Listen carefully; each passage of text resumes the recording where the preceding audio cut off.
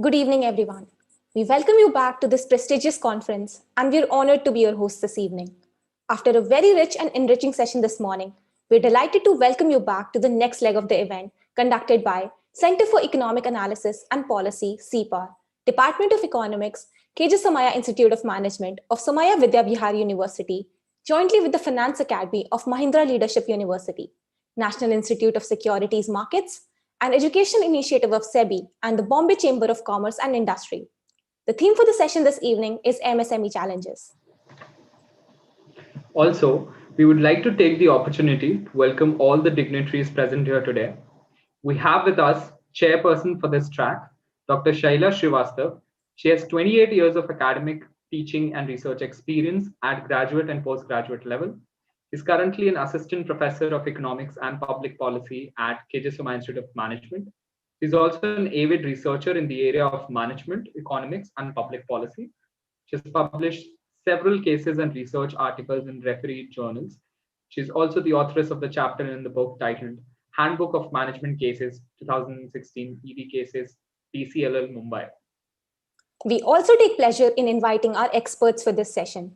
Mr. S. Rajagopalan, former General Manager, Bank of Maharashtra, Mumbai, and Mr. Manish Bansal, CEO and Director, SME Valueadvisors, Mumbai, and 2 research scholars and 1 paper presenter from Dun and Bradstreet Information Services, India. Thank you all for joining us.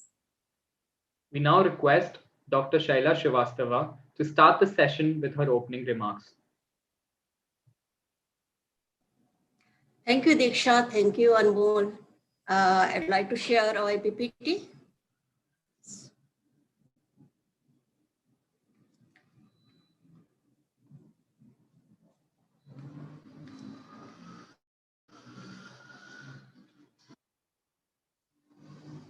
So very good evening, everyone here, and thanks for giving me, to organizing committee for giving me this opportunity to introduce this session. This is the second track related to MSME challenges.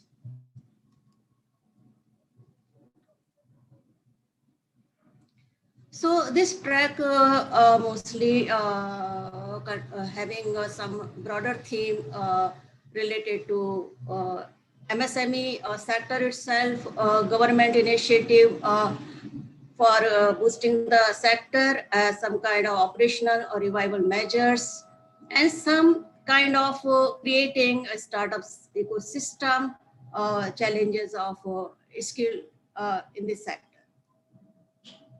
So first of all, we should know that this is MSME sector can be considered as a backbone of Indian economy. And it is also a catalyst for socio-economic development because of the nature of this sector, where people involved from rural India and women are also involved here. Since it's so important, some of the statistics given here, there are around 6.33 crores are these MSMEs are functioning. It is the second largest employer, and after this agriculture sector, it's also some of the features that is 99% you can consider as per the new definition as a micro in nature, or mostly they are informal, and or many are the non-registered units, so they have specific issues here. Many are not registered with a GST regime also. So around 14% are women-led enterprises and 60% are rural area. So it's a big contribution from women also here, and it's related to women empowerment or overall social empowerment. Another is the feature of this sector is that more than 6,000 products for the local and global competition, and close half to the country's total exports. And they're very important for the country because they are here, excuse me. They are exposed to higher level of integration with global value and supply chains, are paying a very critical role in global trade system. There are some constraint also, as well as we know that sector is so important, but for years, these are the challenges faced by the sector. And the topmost comes under the credit shortage. And here we say again, around credit gap is around 20 trillions rupees. And another issue is that we mostly rely on the NBFCs and microfinance institutions. And formal access to the formal finance is a really serious issue for the sector because of its nature of unorganized and non-registered units. The second most challenge of the sector is related to the access to the human resource.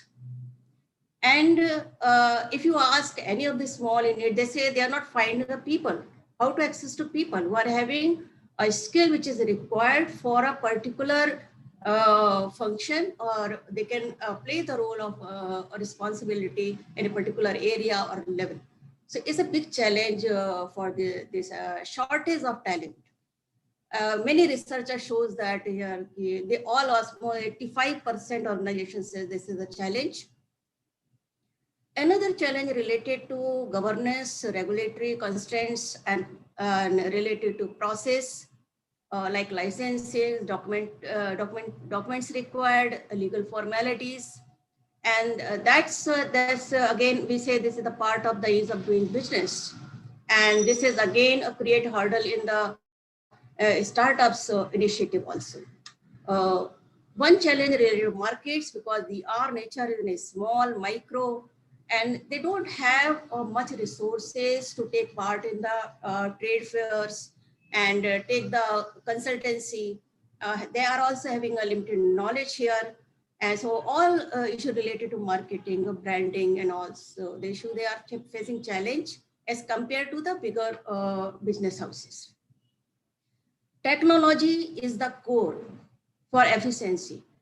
And the MSME sector absolutely based on absolute technology using, and it gives adverse impact on the production efficiency, and technology needed for the reaching to the potential customers, suppliers, lenders,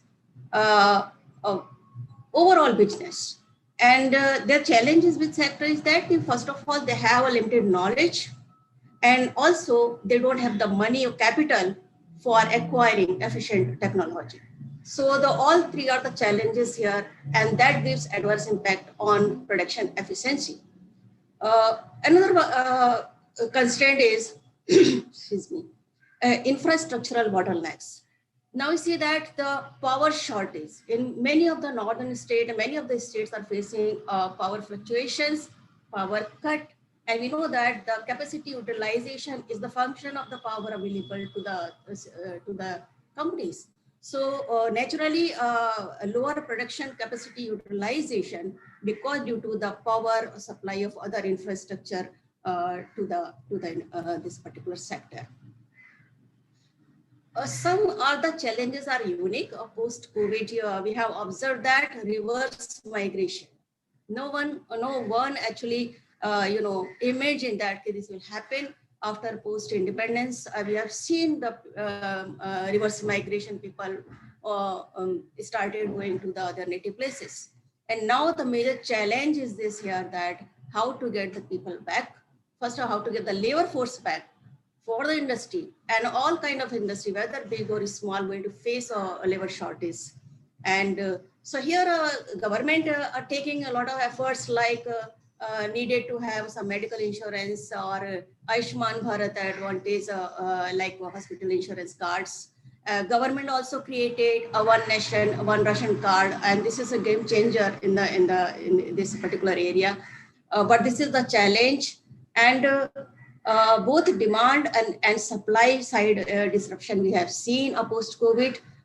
Here we have seen that supply, no production, or maybe reduced production, no demand in the market, labor shock also, because labor supply is not available in a particular segment, also particular area. A total supply chain disruption we have observed COVID-19. And so it totally affected the balance sheet of the MSMEs, asset quality and liquidity. And here also one more very typical challenge this MSME is having, that is the database. A proper database is not there. So if I want to search something, it will show the last census one 2006 or somewhere, or maybe like this, or maybe we say that keep proper and verified database also, because whatever is available, you go there, you will not find any units in there. So it is very necessary to create a unified, verified database. And so this sector is having all advantage of government policies. And other is that the digitalization is also one of the challenge. We know that it's required on the post-COVID. Its importance increased a lot.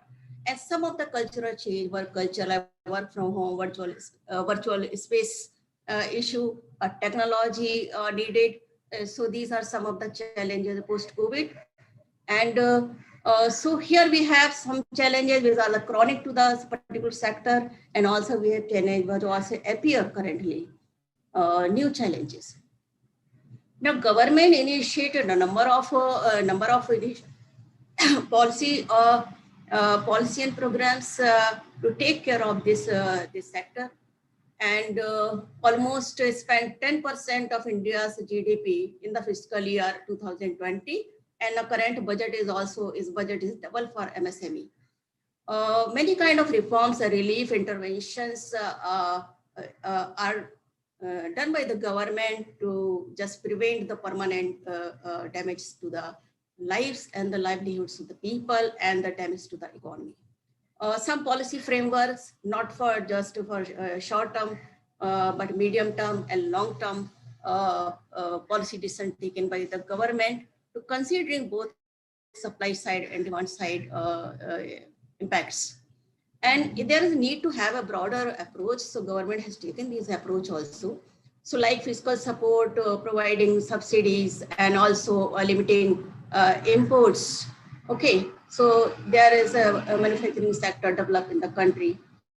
And also some kind of monetary support, like injection of liquidity, and then the moratorium of the term loans, interest subsidy. Government also taken a lot of efforts for the ease of doing business process. And here they try to create, initiate a policies which are having a clarity, and communication is very clear. There is no ambiguity and no subjectivity. So it's very needed for the creation, developing the startup ecosystem in the country. And some fundamental reforms related to labor, and some other help needed from the sector, from the government to the sector, like legal support and some kind of support from financial infrastructure. So government initiated a number of policies and related to the providing credit to the or access to the finance to this sector, and for creating employment, and also providing different kind of like entrepreneurship development training programs. So this sector is going to have a benefit from this because it's required. We know that credit is the topmost requirement for this business. And also post-COVID specific some kind of steps taken by the government under the Atmanirbhar Bharat Abhiyan, like this providing 2,000 crores the subordinate debt for MSME, and so some are listed here. 50,000 crore equity infusion through the to the MSME, and also they revised the criteria of MSME. It's not only based on the investment in plant and machinery, but it is related to the output or income. Then also they created new registration MSME through the Udyam registration for ease of doing business, and also for this no global tenders for procurement up to rupees 2,000 crores to help MSME for different competitions. They also created online portal like that is called Champions. Here they also some kind of, if they have issue and grievances can be taken care of. RBI initiated a number of policies for reducing the financial stress of the MSME. And this is the programs government taken. As we know, the second highest challenge of this sector is that the skill mismatch and shortage of the trained people. So here is that different kind of programs government initiated. Under these programs, around 2,69,000 people trained under different organization, created different through the different the institutes. And also in the current budget, also government increased expenditure on education and expenditure on health. And this clear indication is that for creating the human capital, which is required. And also the new government, this new education policy, which is very much conducive to development of industries and for meeting the skill shortage in the country. So here is that again, last part here is that for the startup ecosystem in India, government initiated a number of policies. And here we have the Startup India, Stand Up India initiative. They started first. And then this is action plan with the simplification and handholding, funding support, incentive, industry academia partnership, and incubation. So this startup ecosystem in the country is very much, getting a benefit all from all these policies of the government.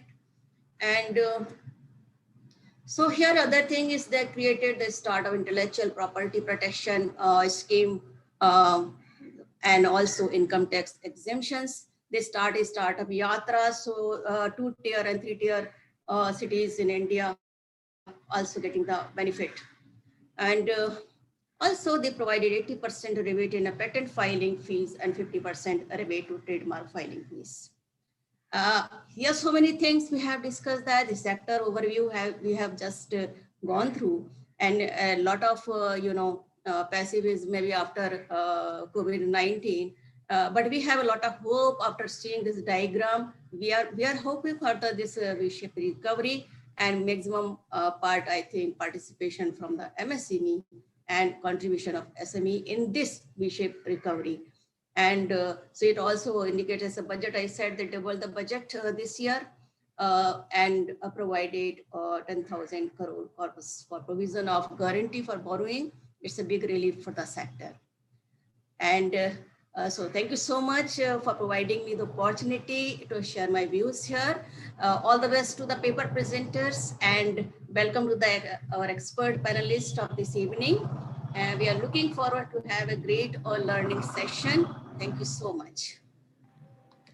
Such a comprehensive overview, ma'am. Thank you so much, ma'am, for setting a brilliant context for this track of the conference. Thank you so much. So, moving on, let us begin the research paper presentations for tonight. First, we invite Professor Avniyar, Assistant Professor and Research Scholar, KJ Somaiya Institute of Management, to present her research paper on the topic, a study regarding the impact of IT security on global businesses with respect to the geopolitical issues. Over to you, ma'am.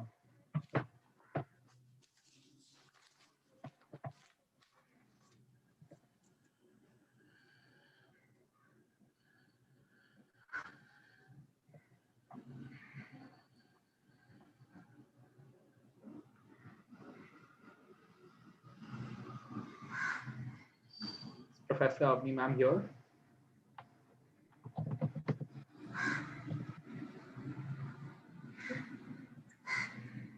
Hello. Yes, ma'am. Can you allow me sharing the screen? Sure, ma'am. Yes.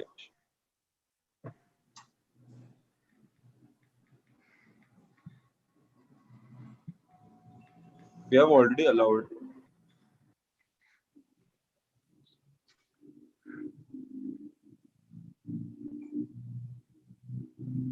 Make her a co-host.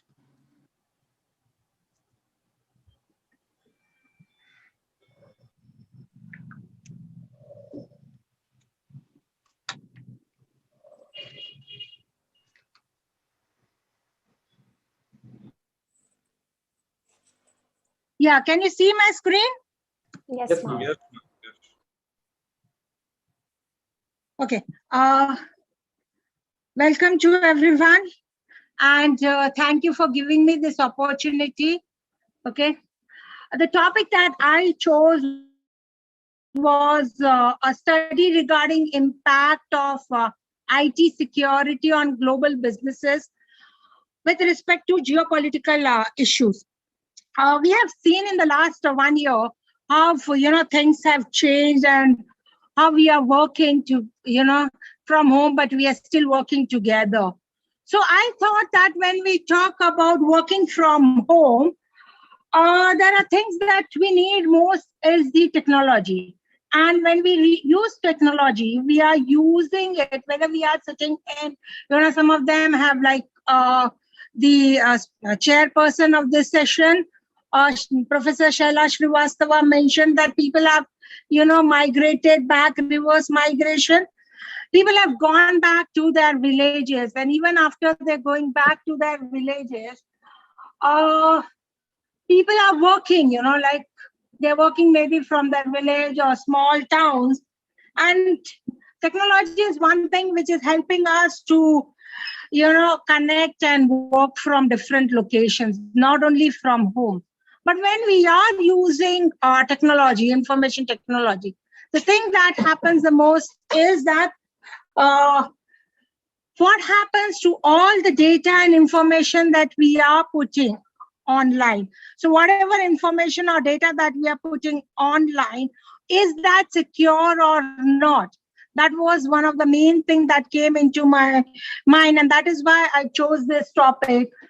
So when we say we are doing global business in this pandemic scenario, geopolitics is, one of the subsets of the international relations and global businesses.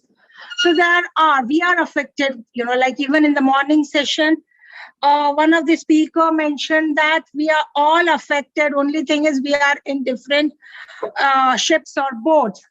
Yes, so everyone on this earth is affected internationally. Economics, politics has got affected. So we have to see from a security point of view. So the two major things that comes in the geopolitical issues, one is the security and the other is the country that is at the risk. So I thought I will do some research in this, and the objectives of my research were to find out impact of IT security cases on global businesses with respect to geopolitical issues. And then I also wanted to see whether the number of cybercrime cases industry-wise reported worldwide have they increased or not, or are they at the same thing? So I thought I will analyze, even with that, what is the spending on worldwide IT security spending vis-a-vis the damages that have happened, the total damages that have happened. And the other is I wanted to understand the role of national state actors or state-sponsored cyber attacks. So now when we talk about national state actors or state-sponsored cyber attacks, it is basically those attacks where you have, say, government directly or indirectly sponsoring, or you have some groups, which are sponsoring those attacks. So to study that, I first thought of, developing a research methodology, and with that comes some limitations. So the first one was, I thought of doing a quantitative as well as qualitative research analysis. The secondary data was collected from different sources because in this current pandemic situation, and it was not possible in a short period to collect primary data. So I felt that I would concentrate more on whatever secondary data is available.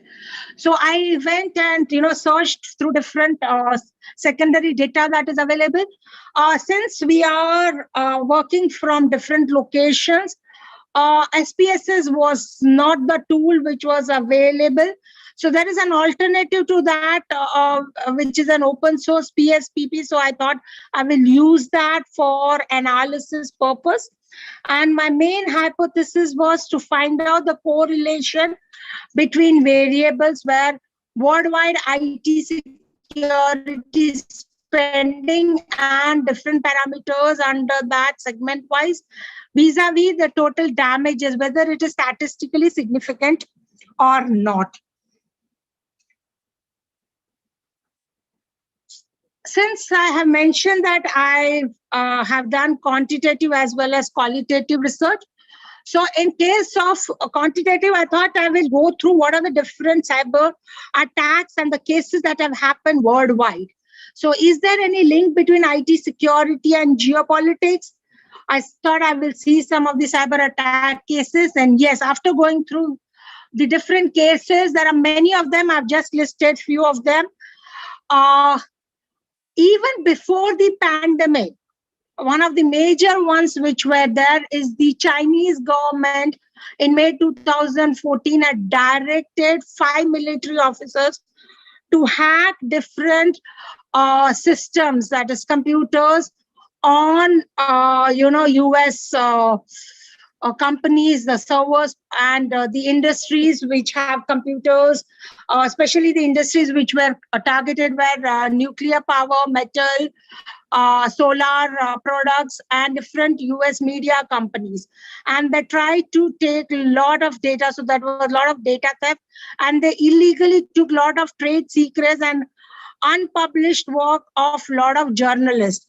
The other major event that happened was in 2014. So in July as well as September 2014, there were a lot of breaches which were reported, and there are even cases where they are saying that the Russians were involved during the President Obama's administrative staff, and has also agreed that there were breaches. And there are a lot of news about that US elections.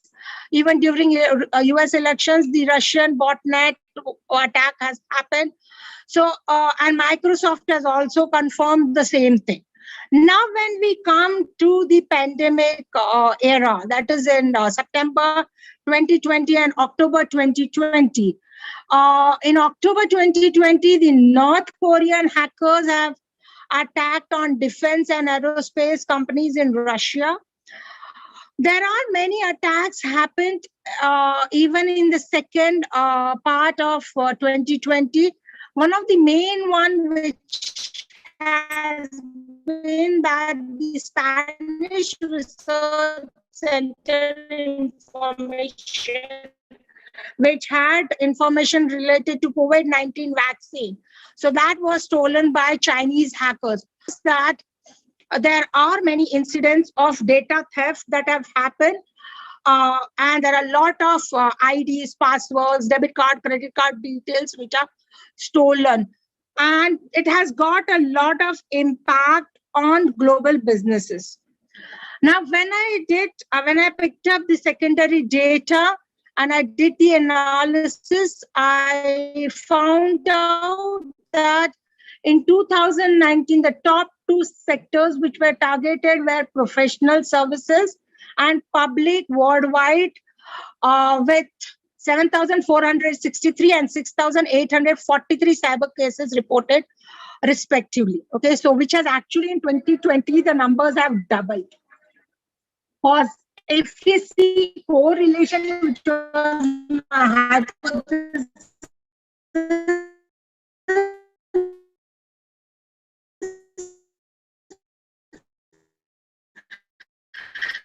the positive correlation was found at all level between overall worldwide, same way worldwide IT security, infrastructure protection, network security, equipment security services, and consumer security software were also positively correlated to total damages that have happened. So US government has mentioned about geopolitical issues while tackling cyber attacks. And they also have mentioned that Russia and China are the two nations or state actors which have launched a lot of cyber attack worldwide. And there are some other non-state actors also. There are also things that, when I went through the data, North Korea, Iran, Cuba, and transnational criminal organizations like ISIS, Al-Qaeda, they are also involved in a lot of cyber attacks. There are a lot of foreign individuals who do not have any backing from any of the government or any of these organizations are also doing it for monetary benefits. So they basically pick up or steal or do data theft of confidential data of different organizations, and then they say that we will give you back if you pay us some money, or they sell the data to competitors in the world market. So going through all this, what should we doing? Because we are still in the pandemic situation, we have not come out, and more data and information is online. So the recommendation for the companies is that companies should plan properly to protect their data and information. They should also continuously monitor the system, that are there any cyber attacks, and if they find any alert or any kind of a source, to reduce the impact, they should take immediate precaution, and in fact even inform the government authorities and other companies in the industry so that they are also at alert. And once you have proper controls, it will help us to reduce the spread of cyber attacks. So after doing all this, we cannot say that it will not, you will not have any attack, but we can at least reduce the number of attacks and eliminate it by making our systems more stronger. If a person is aware of a particular kind of an attack, the rest of the companies can take precautions and avoid similar kind of attacks. To sum up, yes, cyber attacks have increased even after spending a lot on control. So if you see in the hypothesis that I saw, that there is a positive correlation. So even after spending on IT security, the number of cases have gone up, which should have not been there. We would have been happy if it was a negative correlation. That means if the spending increases, the number of cases come down, but that has not happened. So there is a clear-cut indication that there are factors like geopolitical issues which are influencing the cyber attack. International relations, mutual relations are important, which will influence the number of cyber attacks. Currently, we have even seen what is happening in India, especially the cases that have happened. We are, as a country, maybe talking to, say, Twitter, or we are talking to other government like US, where we are talking to them saying that when we have this kind of situation, we require a cooperation of all the governments in the world, not only to overcome the pandemic, but also to overcome this geopolitical issue, so that if any country is affected or any person is affected, all the governments of the world should come together to overcome this. We also require more research in order to develop a crime mapping to understand different areas and companies or the industries which are most affected due to this geopolitical issue, so that we can concentrate more on those areas and more on those industries and have a better, robust system to safeguard data and information. Yes. Thank you from my side. And if anybody has any questions, and thank you for giving me this opportunity. At the end also. All right, there are some groundbreaking inferences from the side of ma'am. Thank you so much, ma'am, for discussing about such a critical issue, that is the dimension of IT security. And we all have been talking about digitization. There's really a multifaceted analysis on the subject. Indeed, ma'am. Thank you so much. Next up, we welcome Mr. Vivek Sharma, Domain Specialist, Dun& and Bradstreet India Information Services. The topic of his paper is Missing Middle in Indian MSMEs. Is capital acting as the barrier for growth of micro and small enterprises into medium-sized enterprises? We welcome you, sir.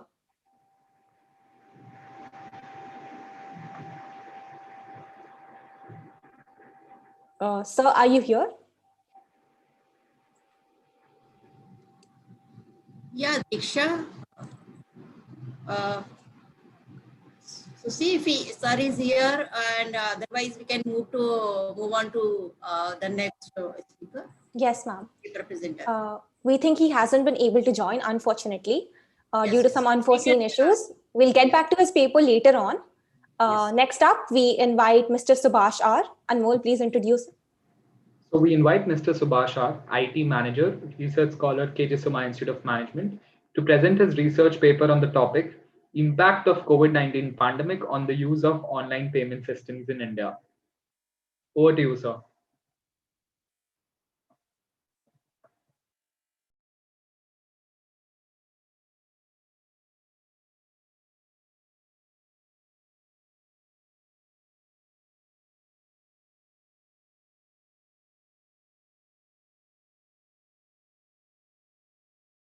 Hello, I'm audible. Yes, sir. Screen is visible. Yes, sir. Good evening, Dr. Shaila ma'am.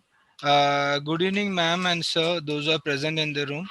I'm Subhash R. Nada, presenting the research paper on the topic Impact of COVID-19 Pandemic on the Use of Online Payment Systems in India.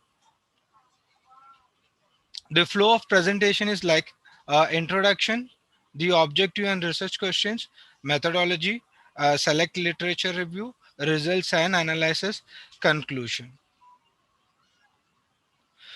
Before going into the research paper, I would like to throw some light on the evaluation of the online payment systems.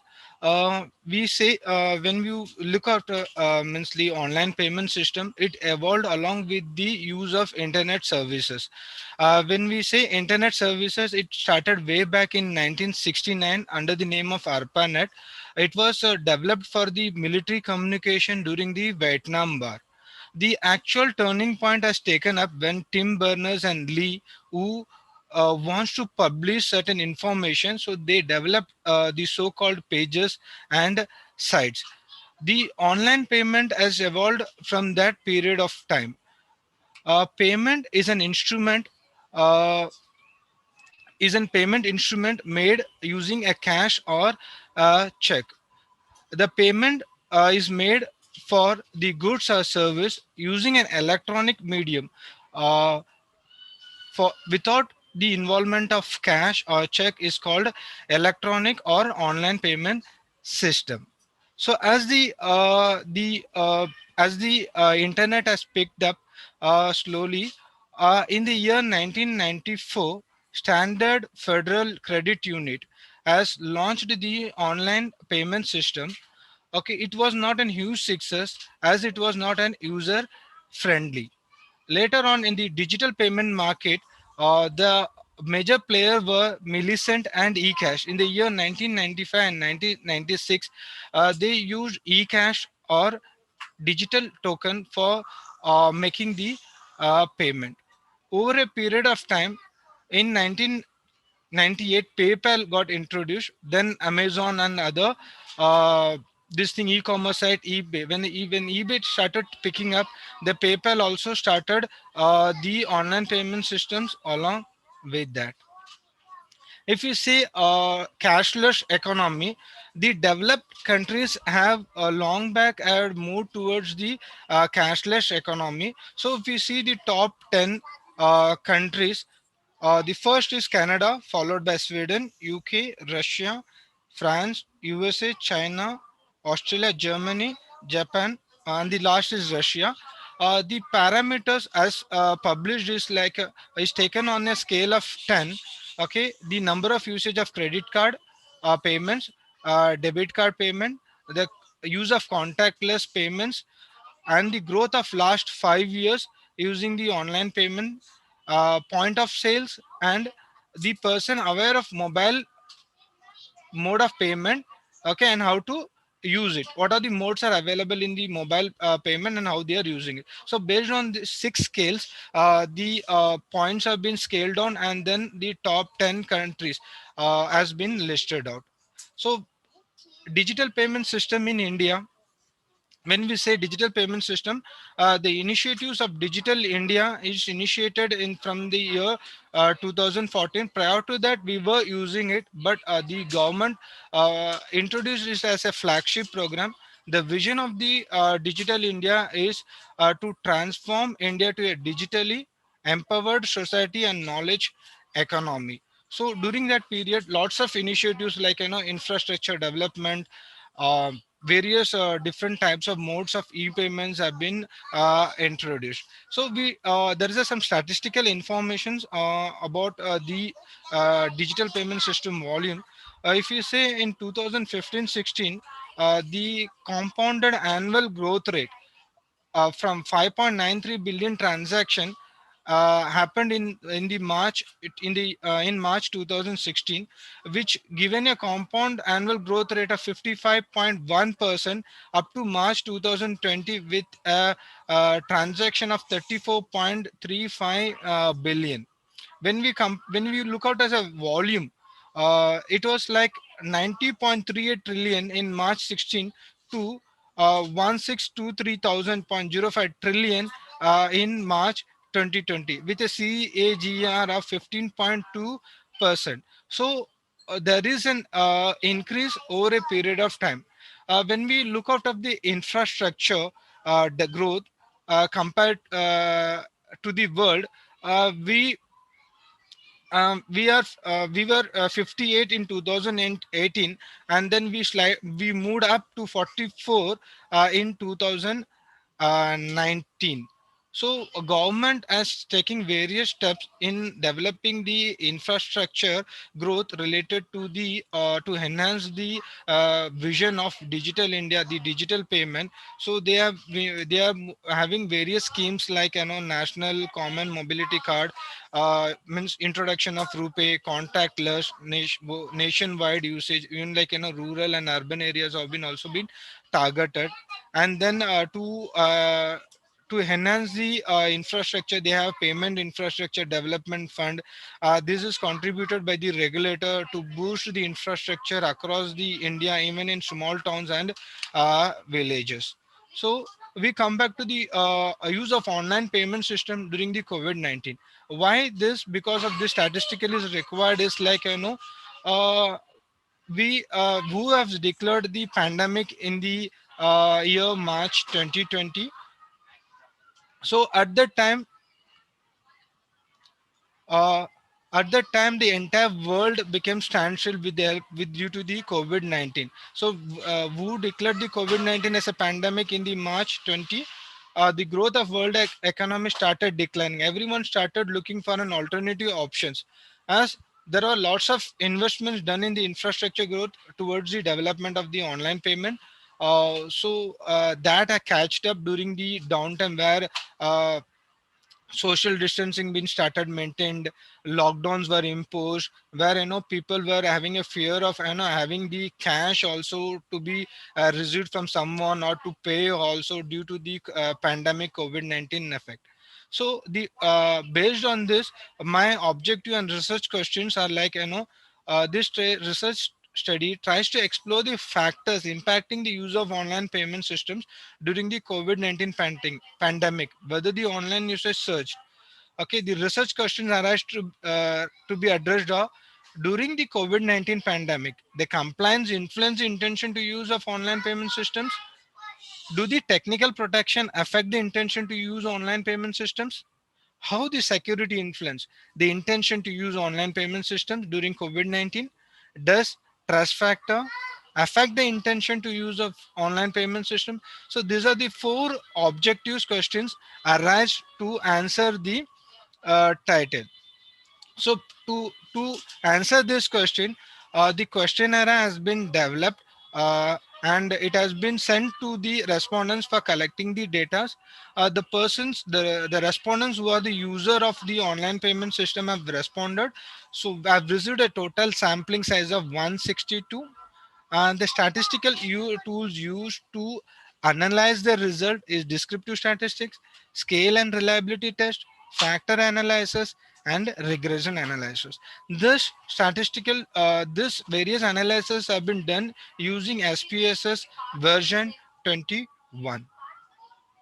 The proposed model to explain this paper is like, compliance, technical protection, security, trust being the independent variable, uh, and intention to use online payment system as a dependent variable. Whether this four factors is influencing the use intention to use online payment system during the COVID-19 pandemic.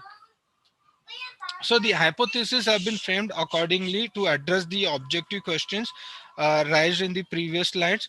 The compliance does not influence the intention to use online payment system, and the alternate hypothesis, compliance influences the intention to use online payment system. This is an hypothesis one.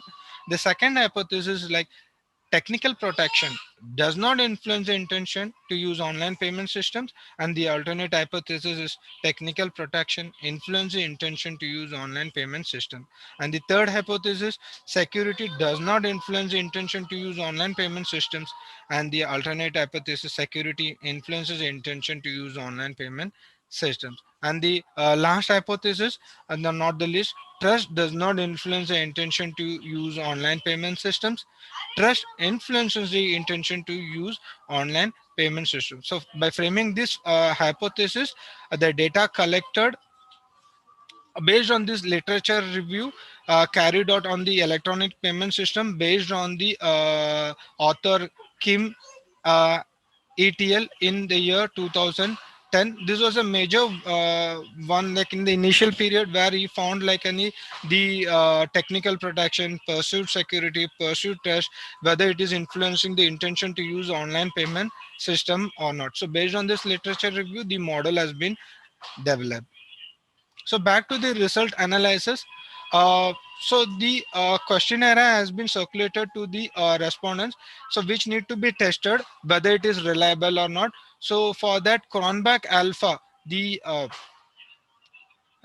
measurement reliability is used, which is a very prominent test as per Mukherjee ETL in 2003 is published a paper on this. So Cronbach alpha has been tested for all the 19 items. Okay, and it is found to be very good, more than the threshold 0. As per the Hairtel. So 0.952 is a very good Cronbach alpha respondents. So based on that, further analysis has been carried out. So the sampling adequacy has been tested by using KMO and Bartlett test. So the sampling adequacy found to be 0.913, which is more than 0.700 as per Hartel. So and Bartlett test of sparsity also shown as significant. So this enabled to move further for the further analyzing of the model using the regression analysis. See, the model has been tested, and it found to be significant, and the model found to be fit with an R square of 0.701. The independent variable able to explain on the dependent variable the intention to use. There was a 70% of influence on explaining the behavioral intention to use the online payment system, and the model found to be fit and significant with 0.000, that is the p value less than 0.000. So if you see the result and analysis, the constant 0.535, the beta value on the b value of unstandardized coefficient, and we see the standardized coefficient, the technical protection being 0.046, security with minus 0.090, compliance 0.463, trust 0.471. When the significant level we see, it's found like compliance and trust is significant, and the technical protection and security is not significant, as the p value is more than 0.005.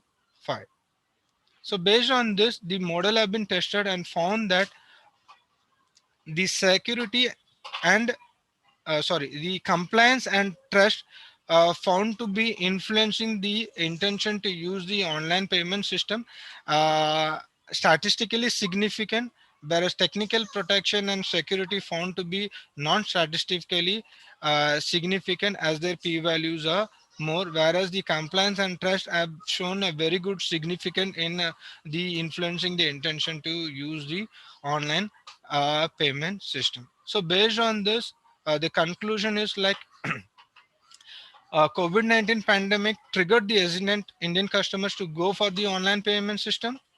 Compliance related to online payment system to be enhanced by the government and service provider. Trust plays an important role among the users in the use of the online payment systems. So by this, I just conclude my paper here. Thank you all for giving an opportunity to present my paper on this conference. I would like to thank the committee, the CIFA conference, and my guide, Dr. Shivkumar sir, and Dr. Asha ma'am in helping me and for all this thing for providing me an opportunity. Thank you all. Thank you so much, sir. It was a very insightful presentation on the subject. We actually thank all the research paper presenters for their wonderful, wonderful contribution here. We will have also a short Q&A session towards the end. We'll now request the experts tonight to share their views, experiences, and enlighten us with their rich knowledge. First of all, we have Mr. S. Rajagopalan, former General Manager, Bank of Maharashtra, Mumbai, and he will be enlightening us on Indian MSME sector challenges during and post-lockdown. We welcome you, sir. Good evening to all of you. Thanks to Dr. Asha Madam and others for giving me opportunity. I'm just sharing my screen.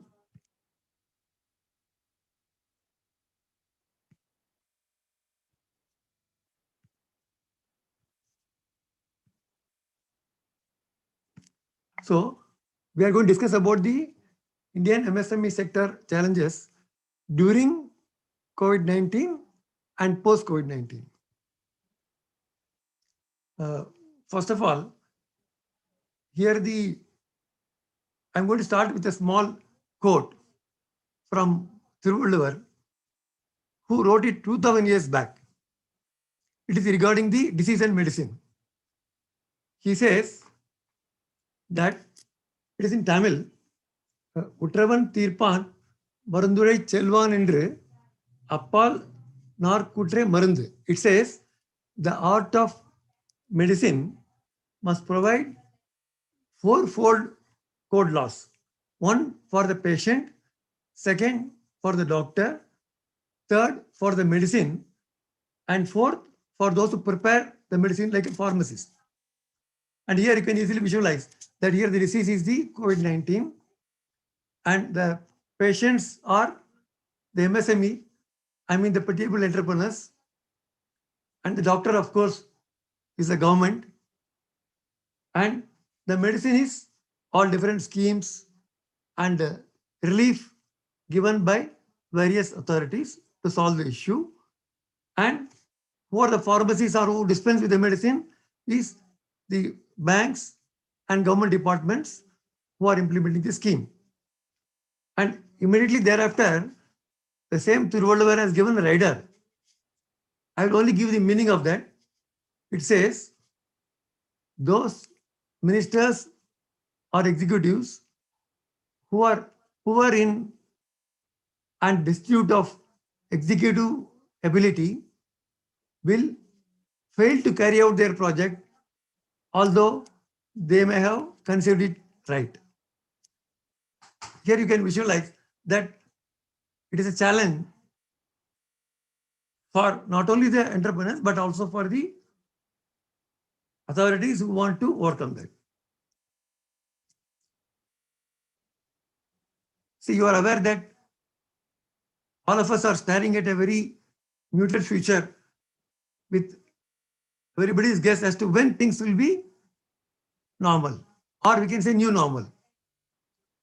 And as previous speakers told, this outbreak of COVID-19 is undoubtedly the worst health crisis and the worst economic crisis in the last 100 years. And we have seen unprecedented negative consequences for output, jobs, and well-being of the population. And some of the speakers said that MSMEs are the backbone of national economy. But one can observe that the pandemic has broken the MSMEs back. And the biggest challenge is now survival.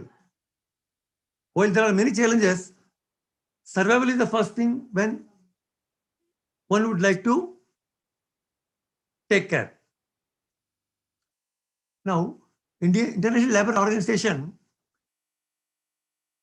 has informed, has specifically mentioned that this crisis has been transformed into an economic and labor market shock.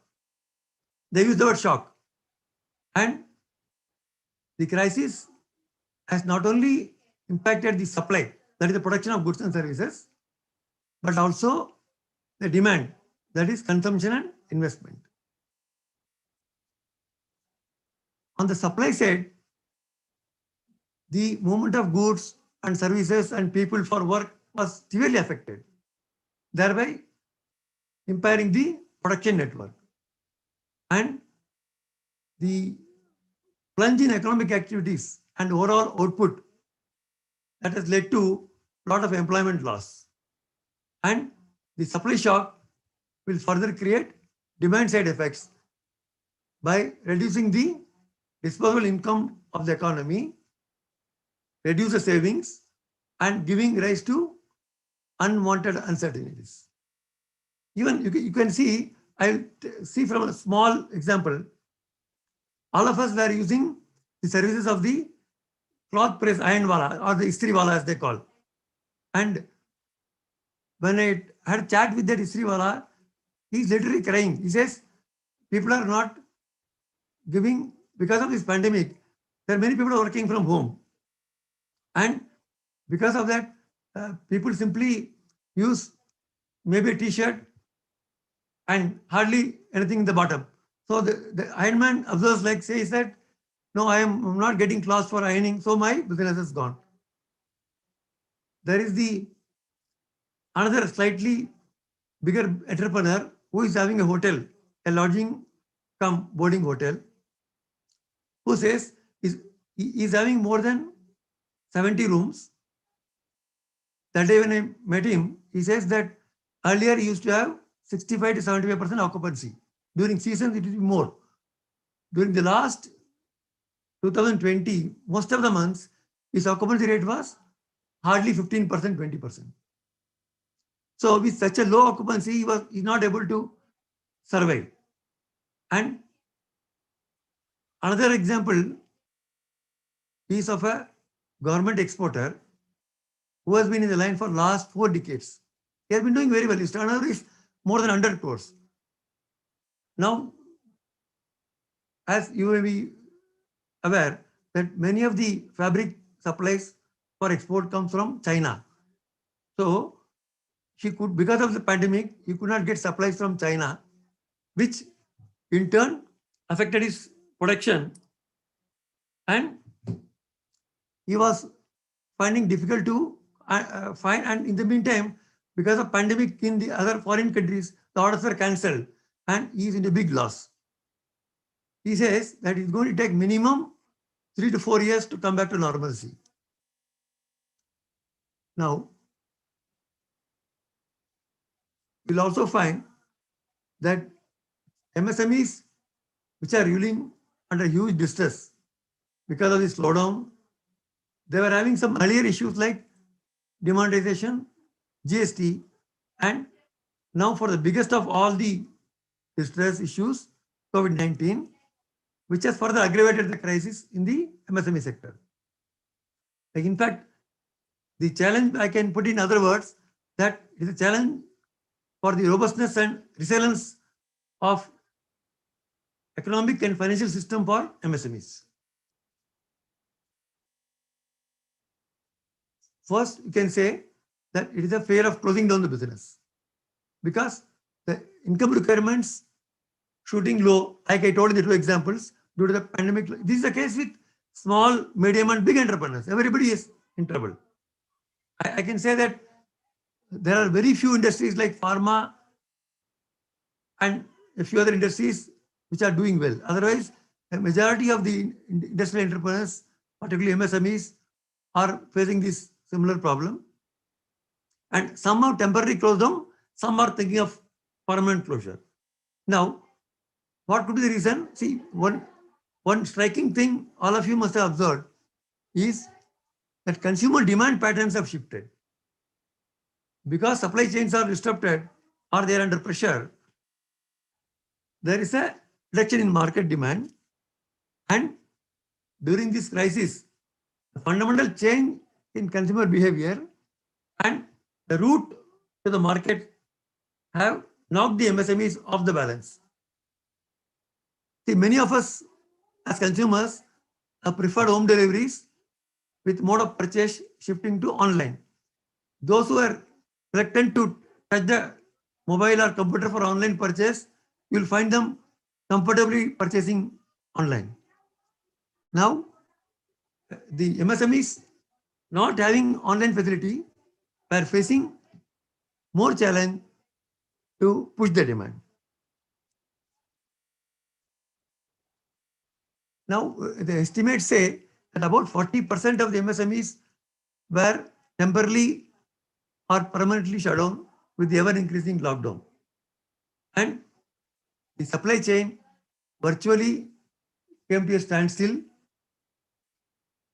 And as a result, what happened? A lot of shipments like pending because factories and warehouses were shut, and a prompt response to the global health emergency because there was a lockdown. People were asked not to step out unless it is emergency. So this crisis has severely affected the transport services, both in terms of supply and demand.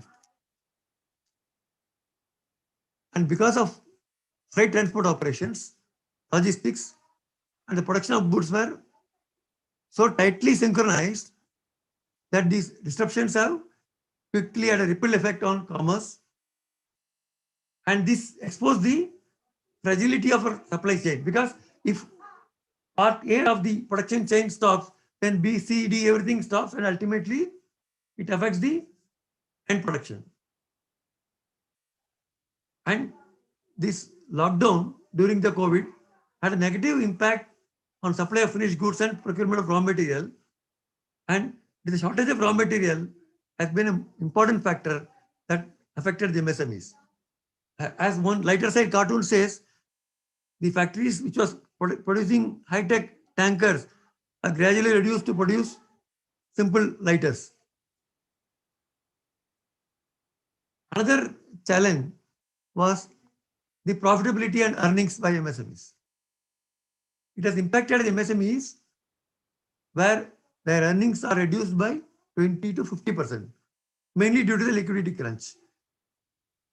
As many of you can visualize, this break-even point is where the company has to produce minimum whereby they make a minimum profit and not incurring loss.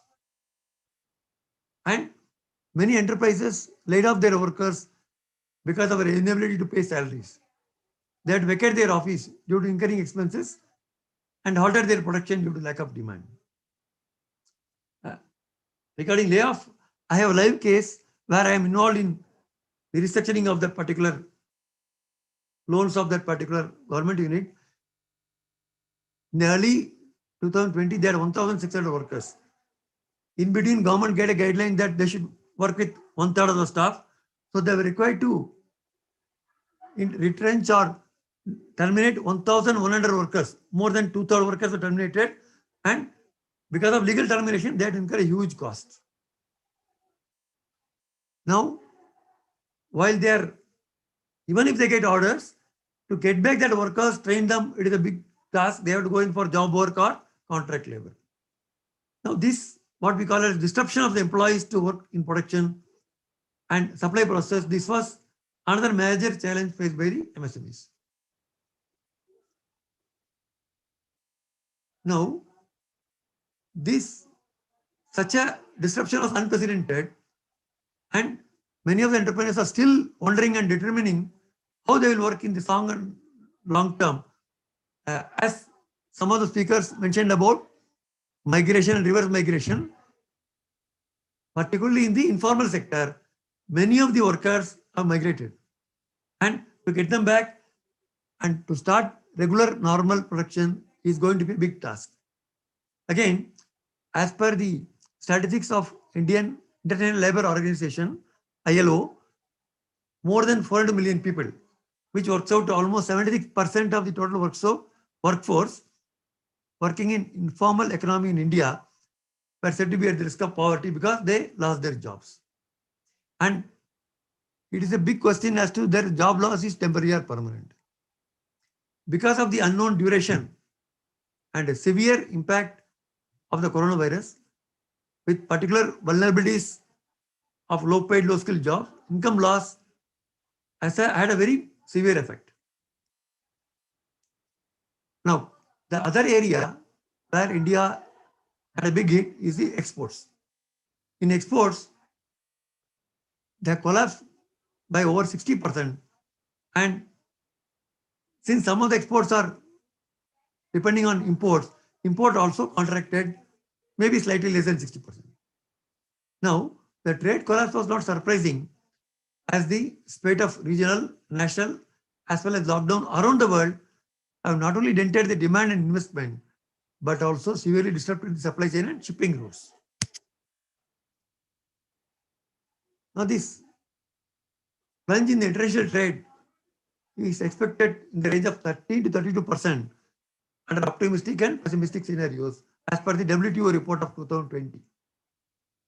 In another estimation, McBean and Fernando utilized the computable general equilibrium (CEG) modeling and reported that global GDP would be reduced by around US dollar 2.4 trillion in 2020 under a low-end pandemic. Now, the another area where the big challenge during the COVID-19 period is a financial challenge. Many MSMEs are staring at the lack of capital. Small enterprises are hit by near zero cash flow due to the national lockdown. The nationwide lockdown has badly hit business sustainability for the MSME segment because while the day-to-day production they may stop, but the fixed expenses have to be compulsorily met. For example, they have to pay the lease rent, they have to pay the electricity bill, they have to pay salaries to the key employees. Certain fixed expenses have to continue. When there is no cash flow, they are finding it very difficult to meet the fixed cost. Now, business credits were first hit by stop in economic activity. Earlier, people used to get raw material on credit. Now, the supply person demands cash first for giving the supplies. During the period April to September, the MSME sector faced a lot of challenge related to debt repayment, payment of wages and salaries, and payment of statutory dues like taxes, ESI, PF, etc. As there is a halt in the production and slump in demand, MSMEs are unable to pay their creditors also. And if some of the creditors send some legal notice, again, it is an issue for them to tackle, adding oil to the fire. Now, while the revenue generation remains on the hold, as we saw, the several fixed expenses are troubling them. And with this situation, with ambiguity in future trade and bounce back of the new normal is keeping financial institutions at bay for extending any new financial lending or covering the potential risk. Lenders like banks or financial institutions, when a new proposal, new project comes to them, they have to analyze with not only the usual appraisal formalities, but also with reference to the present COVID, post-COVID situation, how the entrepreneur will be able to overcome the same. That's why many times the entrepreneurs face rejection of the loan application. Another pressing issue of MSMEs, particularly during COVID-19, is the delayed payment cycle. Earlier only, this is the most talked about cycle when the MSMEs used to get their payments on receivables much delayed, and government had to pass a law under the MSME Act that regarding the timeline and some legal recourse solutions for getting the payments. In fact, during the announcement of government, they also made that within 45 days, all dues of the MSMEs from the public sector enterprise and government will be cleared. Whereas there are still bigger corporates and smaller corporates who owe a lot of amount to MSMEs. Often, company founders, directors, owners, and staff spend a lot of time in following up for collecting the dues. This is unproductive, and the use of resources can otherwise get used for operational work and business expansion. They go on sending reminder after reminder, visit them, but to no avail. And finally, the payment is delayed, sometimes stopped. Now, this challenge of non-payment or late payment is very critical. That's why government has started one MSME Samadhan, where there is a protection against delayed payments, where the MSMEs can approach them for legal recourse, where this portal will help them in getting the realization faster. Now, the summary of challenges, as you may see, is the I will skip this because of time is getting over. Now, I will go to the challenges now, post-COVID challenges. See here, already there are a lot of challenges faced by MSME. Now, we are focusing more on the during COVID and post-COVID. Now, I am going to the post-COVID part. This India's GDP is estimated to contract by 7.7% and industry and services to contract by around 9.6 and 8.8%. Now, during post-COVID, assessing the inputs and managing inventory from other states or even from abroad become a very longer and more complex process for the MSMEs. And managing a work environment with social distancing, like this photograph you see, the Indian factories, many of them, particularly small ones, are not prepared for, designed for social distancing.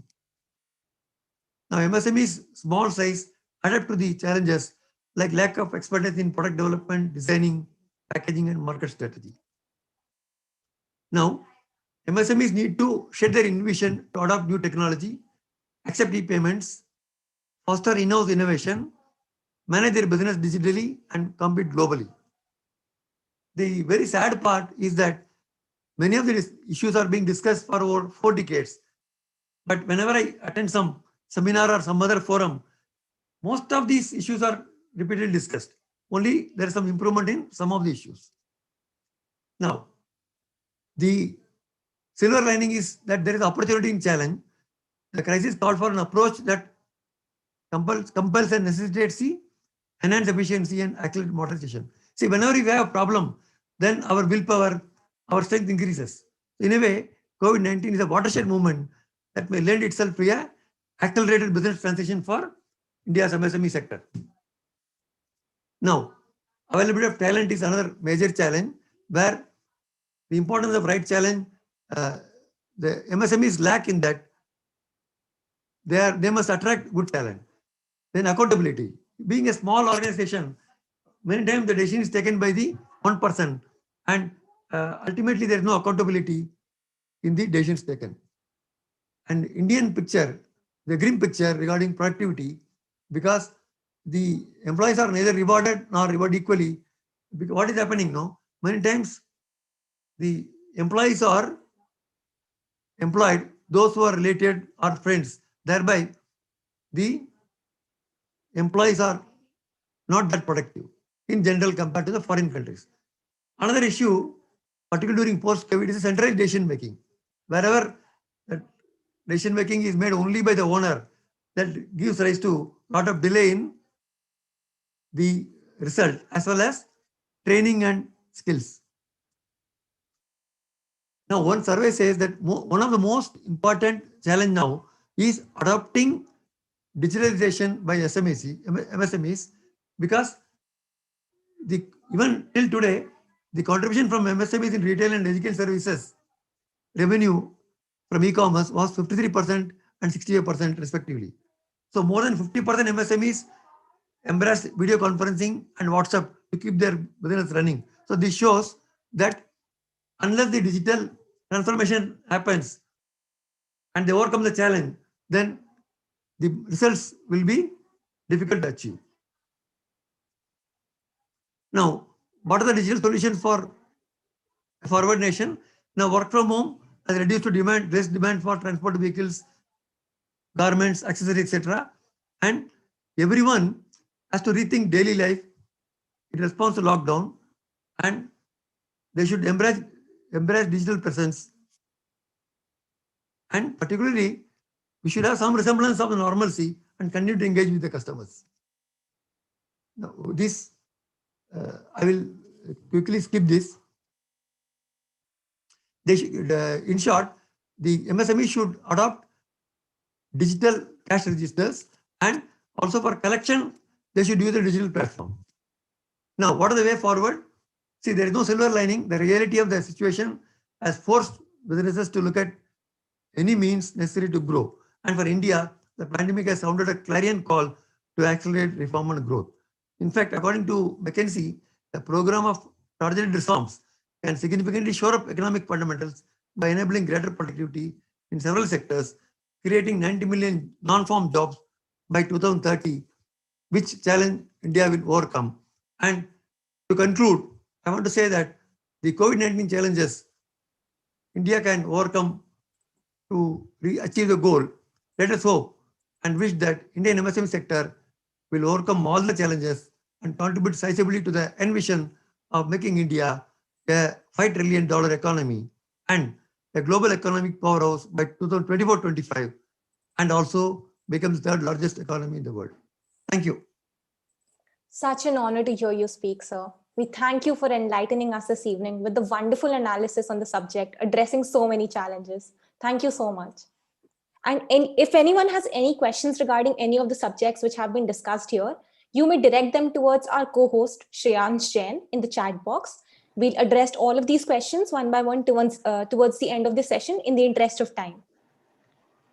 Next, we have Mr. Manish Bansal, who brings about 2 decades experience in diverse fields, including listed space investing under Jita Investments Private Limited India, sales and business development under Citibank India, regulatory experience under SEBI, and business analysis under Institute of Chartered Financial Analysts of India.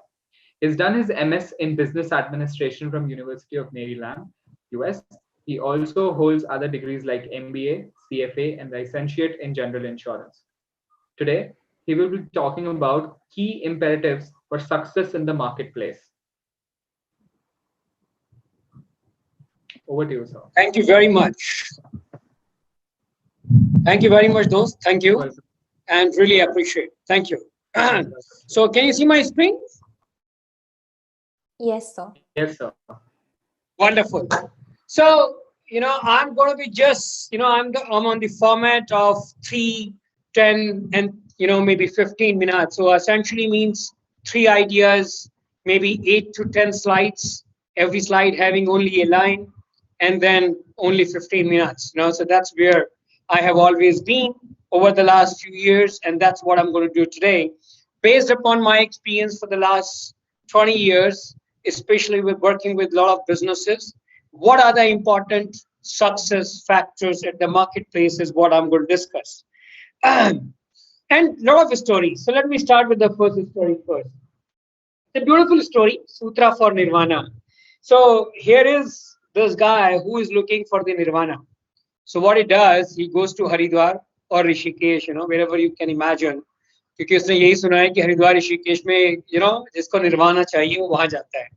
He goes there, he goes to a ashram, and in that ashram sadhu is sitting and with a closed eyes. कुछ करना नहीं है boss. He shakes sadhu, right? Sadhu says, what do you want? He says, I want the sutra for the nirvana. Sadhu is very simple. He simply says, Tum Brahmasmi, Tum hi Brahma ho. Now, this guy is very confused. He doesn't know what to do. तो महाराज तो दोबारा आंख बंद कर लेते हैं. ये बंदा बाहर निकल के आता है आश्रम से, goes to the another ashram in the same lane, right? And there is another sadhu. He goes to him and says, Maharaj, I'm looking for the sutra for the nirvana. He says, before you give me the sutra for nirvana, I must also tell you one thing. The seeker is telling sadhu कि जो line था ना पहले, जहां से line शुरू होता है, वो जो पहला आश्रम है, मैं वहां गया था और उस आश्रम के अंदर जो साधु था उससे भी मैंने ये पूछा, and he told me Tam Brahmasmi. It can't be so simple. So sadhu was very knowledgeable and very wise. He says, what do you want? Said कि यार सूत्र फॉर निर्वाणा मुझे मिलना चाहिए कम से कम कुछ मेहनत करने के बाद, right? So I want to stay in ashram for a year, spend time basically working upon this part, understanding things and doing seva sadhana, right? उसके बाद आप मुझे सूत्र फॉर निर्वाणा देना. Maharaj बोले that's perfectly fine. So he stayed there in the ashram for a year, does very hard work. सुबह उठना, गाय की सेवा करना, महाराज की सेवा करना, and this is the end of the year. At the end of the year, the guy is very excited because today is the day for getting the sutra for nirvana. He goes to Maharaj, sits in his lotus feet and says, Maharaj, are you happy with me first of all? Wonderful job. You have done amazing. You have worked very hard and very large commitment, sincerity, honesty in the efforts. You deserve sutra for nirvana. This guy says, give me the sutra for nirvana with the closed eyes and the lotus feet in his master's, right? So then master says, Tam Brahmasmi. The guy opens the eyes and says, what is this bakwas? You see, this thing happened 1 year back without any efforts. You are seeing the same thing after 1 year of hard efforts. Master says, it was, it is, and it will be.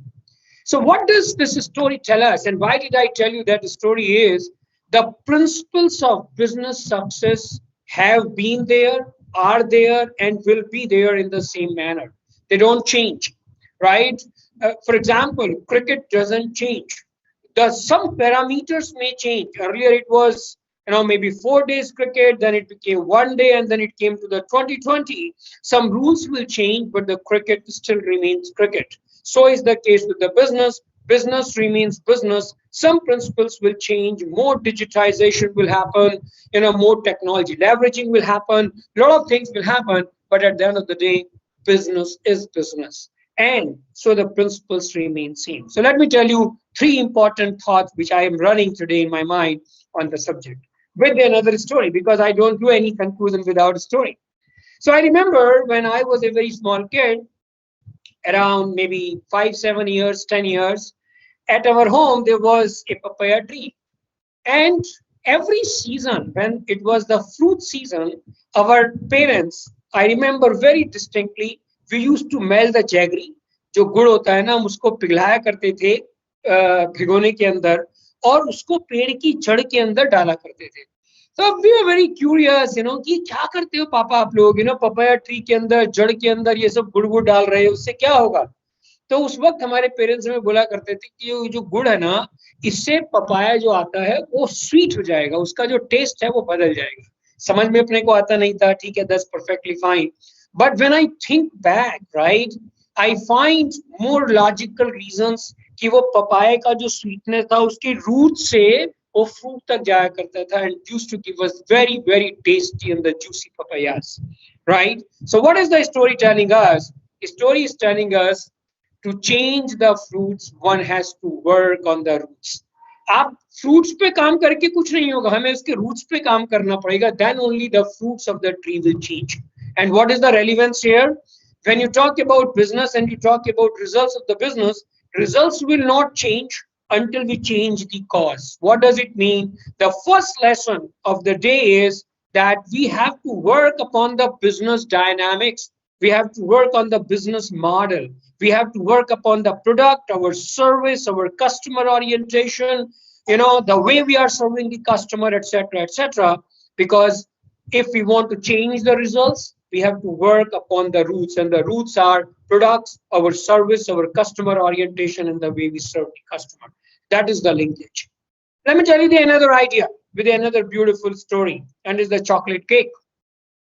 So when Once, my daughter said, look, Papa, I'm going to cook the chocolate cake for you. I'm going to bake that cake for you.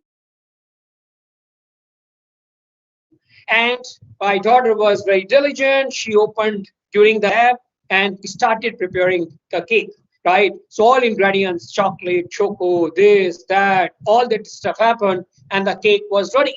And when the cake was on the table, you can imagine it wasn't good, right? Being done for the first time.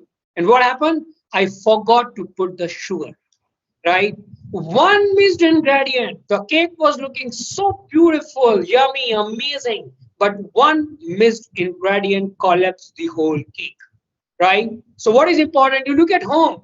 है आपकी wife ने mummy ने बहुत बढ़िया सब्जी बनाया सब कुछ बहुत बढ़िया है केवल नमक नहीं है एक चीज के अंदर राइट कैसे will you be able to eat it no it's like the recipe of the cake so is the case with the business one missed ingredient or its disproportionate share can collapse the whole cake whole preparation of anything and so is the case with the business when I talk to people they only think of the product they only think of the customer they only think of the let's say the competition they only think of delivery mechanism the pre-sale post-sale you have to think in the business model context why I gave this story of the chocolate cake is एक भी अगर missed ingredient है या उसका proportionate उसका share जो है उसके अंदर केक के अंदर वो सही नहीं है वो कम है या ज्यादा है it will collapse the cake and so is the case with the business there are 100 things from input to the output to the customer to the pre-sale to the post-sale to the cash flows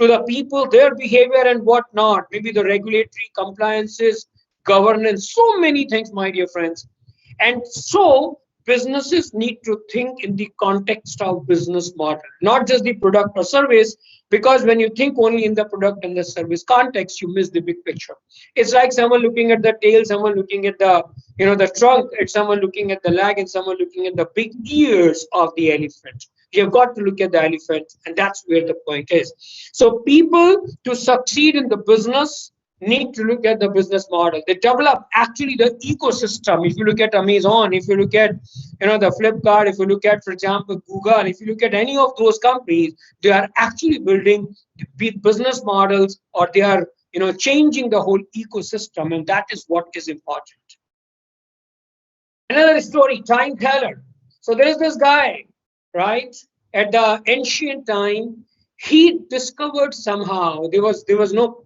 clock there was no watch at that time and he somehow found that look he is able to some way communicate the time based upon the light of the sun that's the way it all started right so this guy has understood that part and anytime anyone wants to know the time he or she will come to him and ask what is the time and he will tell the time this happened and this guy got the popularity he became the hero in the entire city because he is the only one in the city who knows how to tell the time and one day the guy gone what happens that's what happens with most of the small businesses they do not institutionalize knowledge they do not institutionalize decision making they do not do any of these things and so the important lesson is move from being a time teller to the clock builder think of this guy if this guy instead of just being busy telling the time and gaining the popularity if instead of that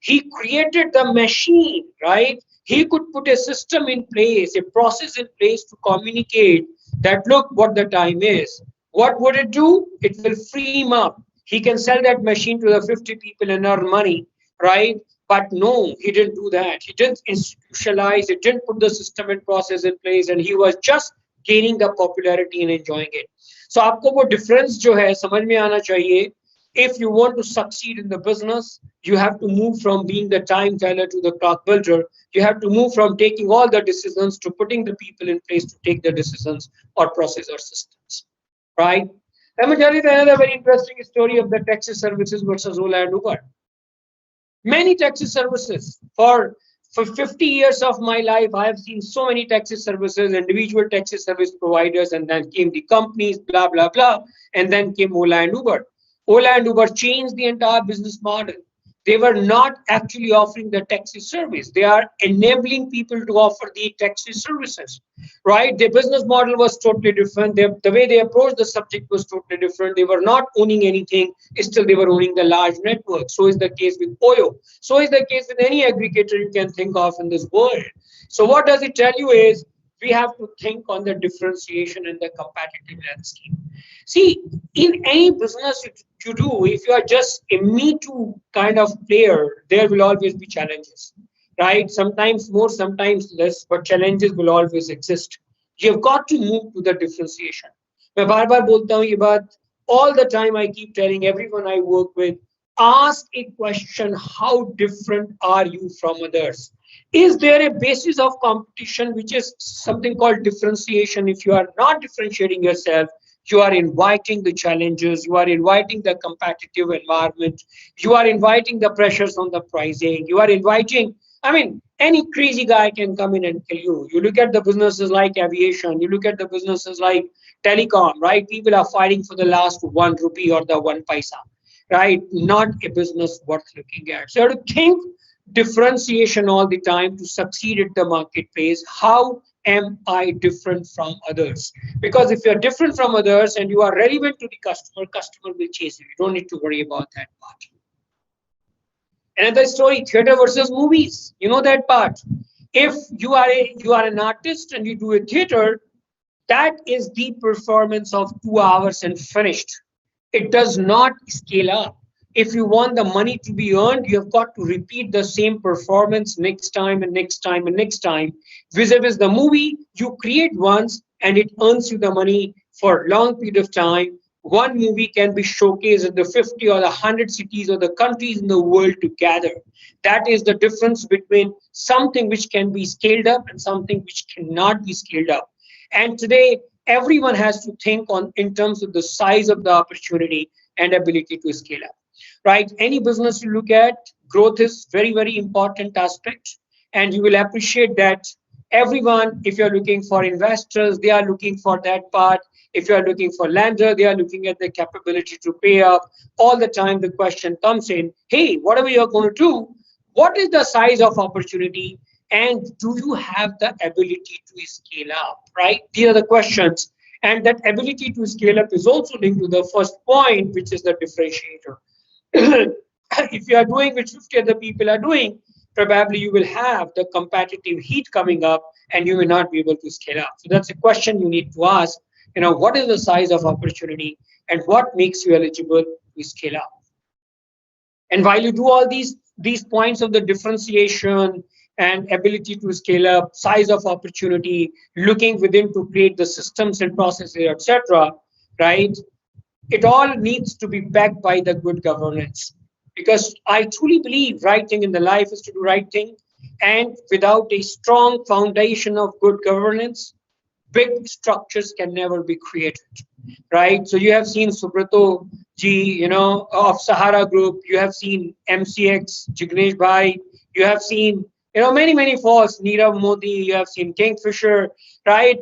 If you create something, right, which is not standing on the foundation of good governance, sooner or later it will fall through. Today, people are asking, and governance does not mean anything to me other than saying being honest in your every activity, right? With every stakeholder, be it internal or external, you have got to tell what is truth and nothing else. That's what is the bottom line for the good governance. So, my dear friend, this is the last slide. I would essentially say, hey, if you want to succeed, for success, principles are simple. You've got to focus on differentiation. You've got to focus upon the large opportunity. You've got to focus upon putting the systems and processes in place and figuring out how do you scale up, because that's the way you can make the larger impact on this world. You can move the world forward, move forward. And that's what I say, serve humanity with the awesome products and services. Today is the time of democratization of opportunities. They are not limited to only the largest set of people. You can see you can see the culture of the entrepreneurship around, and I'm very excited and passionate about that. And I'm part of it. I'm an entrepreneur myself, and I do work with several entrepreneurs. It's so beautiful to see their passion, their enthusiasm, the fire in the belly to serve humanity and change the world, impact the world in a very positive manner and make it move forward. So it's beautiful. It's absolutely amazing. Thank you for the opportunity to me to share my little thoughts on the subject. If any one of you are looking for anything else, you can contact my colleague Sheetal at smevalueadvisors.com. Her number is also here. I'm happy to answer if there are questions to me. Thank you very, very much and have a beautiful evening. Wow. We thank you for the wonderful insights, sir, and a rather unconventional presentation. Thank you so much. Yes, thank you very much. With this, we move on to the last leg of the evening with another promising session by Dr. Meenakshi Rishi. Dr. Meenakshi Rishi is a professor of economics at the Seattle University.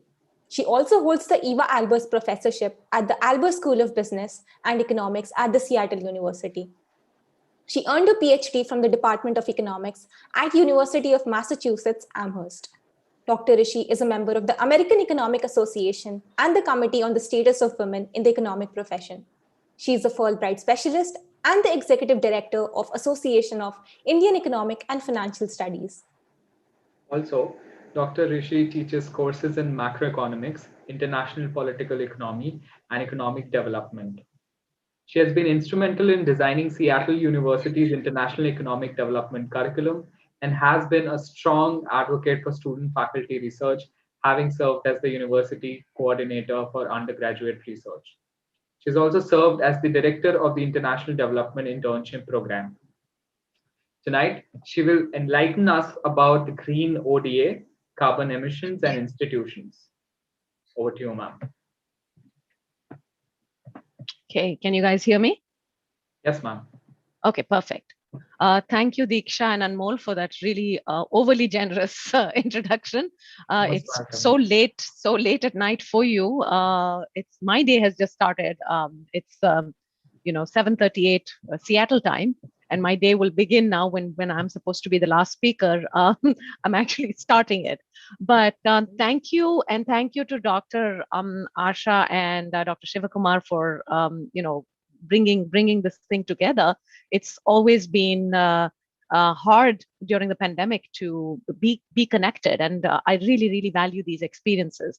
I had a wonderful experience lecturing to students at Somaiya I think was it last year? Well, no, not last year, because 2020 is a wipeout year. So it was 2019 November that I had talked to students at Somaiya and taught a few classes on international finance.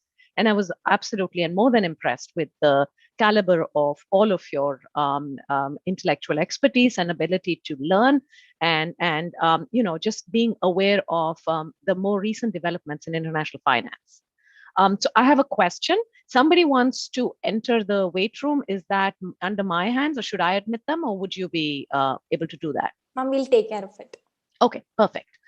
So just to give you a little bit of a preview of what I'm going to be talking about today, are my areas of research, as you know, Anmol read them out, and are in the area of international development. But of late, I have veered course, and I have started working more in the area of reduction of carbon emissions.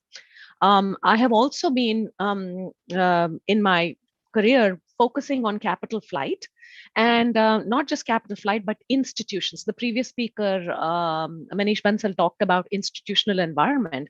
And in a way, it's a lovely segue to what I'm going to talk about as well, because in my previous research, I had focused on the impact of institutions or institutional quality on macroeconomic outcomes. And I've looked at capital flight, I've looked at foreign direct investment, portfolio investment.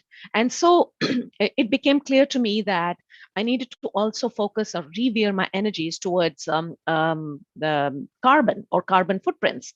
In this regard, I have a few publications, and I'm always interested in talking to people who are interested in working in this area. And I love to present my results. The paper I'm going to be talking about today is on green ODA, carbon emissions, and institutions. And I'm going to share screen in a minute. But green ODA stands for Green Overseas Development Assistance, just so that you know.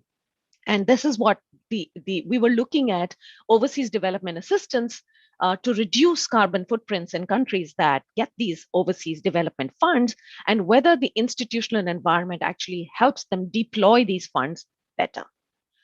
Okay, so I'm going to share my screen, and just let me know in case there is any issue, or if you can't see. Can you guys see my screen? Just give me a Yes, ma'am. thumbs up or something. Okay, perfect. So that's the title of the paper, and this has been it's under review and will be published in the Journal of Economics and Development, the Energy and Environment and Development Economics. Sorry, it's been co-authored with Dr. Lee and Dr. Bae, and both of them are in South Korea at Chonam University. So that's the title of the paper. What is the current conjuncture? The current data, the latest data, show that there has been a drastic curtailment of economic activity and global energy demand is down. You might be aware that energy prices have recently started to go up. Futures markets are trending upwards, which sort of indicates an upcoming trajectory of recovery for the global economy. But relative to the first quarter of 2019, the collapse in energy demand was kind of significant in the first quarter of 2020.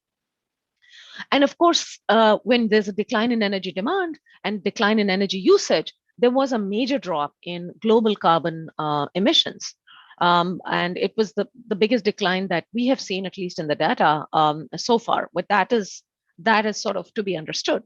However, as we describe in the paper, that was a one-time trough, because as the Paris Climate Accord that that we talk about in terms of keeping the Earth's mean temperature less than 2 degrees centigrade above pre-industrial levels, if we have any sort of decent chance of meeting the requirements of the Paris Climate Accord, which President Biden has rejoined, you might be aware of the latest news on that, then greenhouse gases emissions as well as carbon must fall to more or less than zero by mid-century, which is sort of not happening, and that's what guides our research. Before the pandemic had struck the world economy, greenhouse gas emissions were close to about 55 gigatons. Roughly about 20% of that comes from just changes in land use and agriculture. If any of you are interested in reading the paper, just send me an email and I'll send you more details on this, or you can read the paper as it is. Most of that energy consumption, not 4/5 of energy consumption is made up of industrial processes, as we are all aware of. Now, typically, if you look at a per capita basis, developing countries have not contributed too much to greenhouse gas emissions. But these countries definitely require green aid or green ODA, because without their cooperation, air cannot be clean because air knows no boundaries.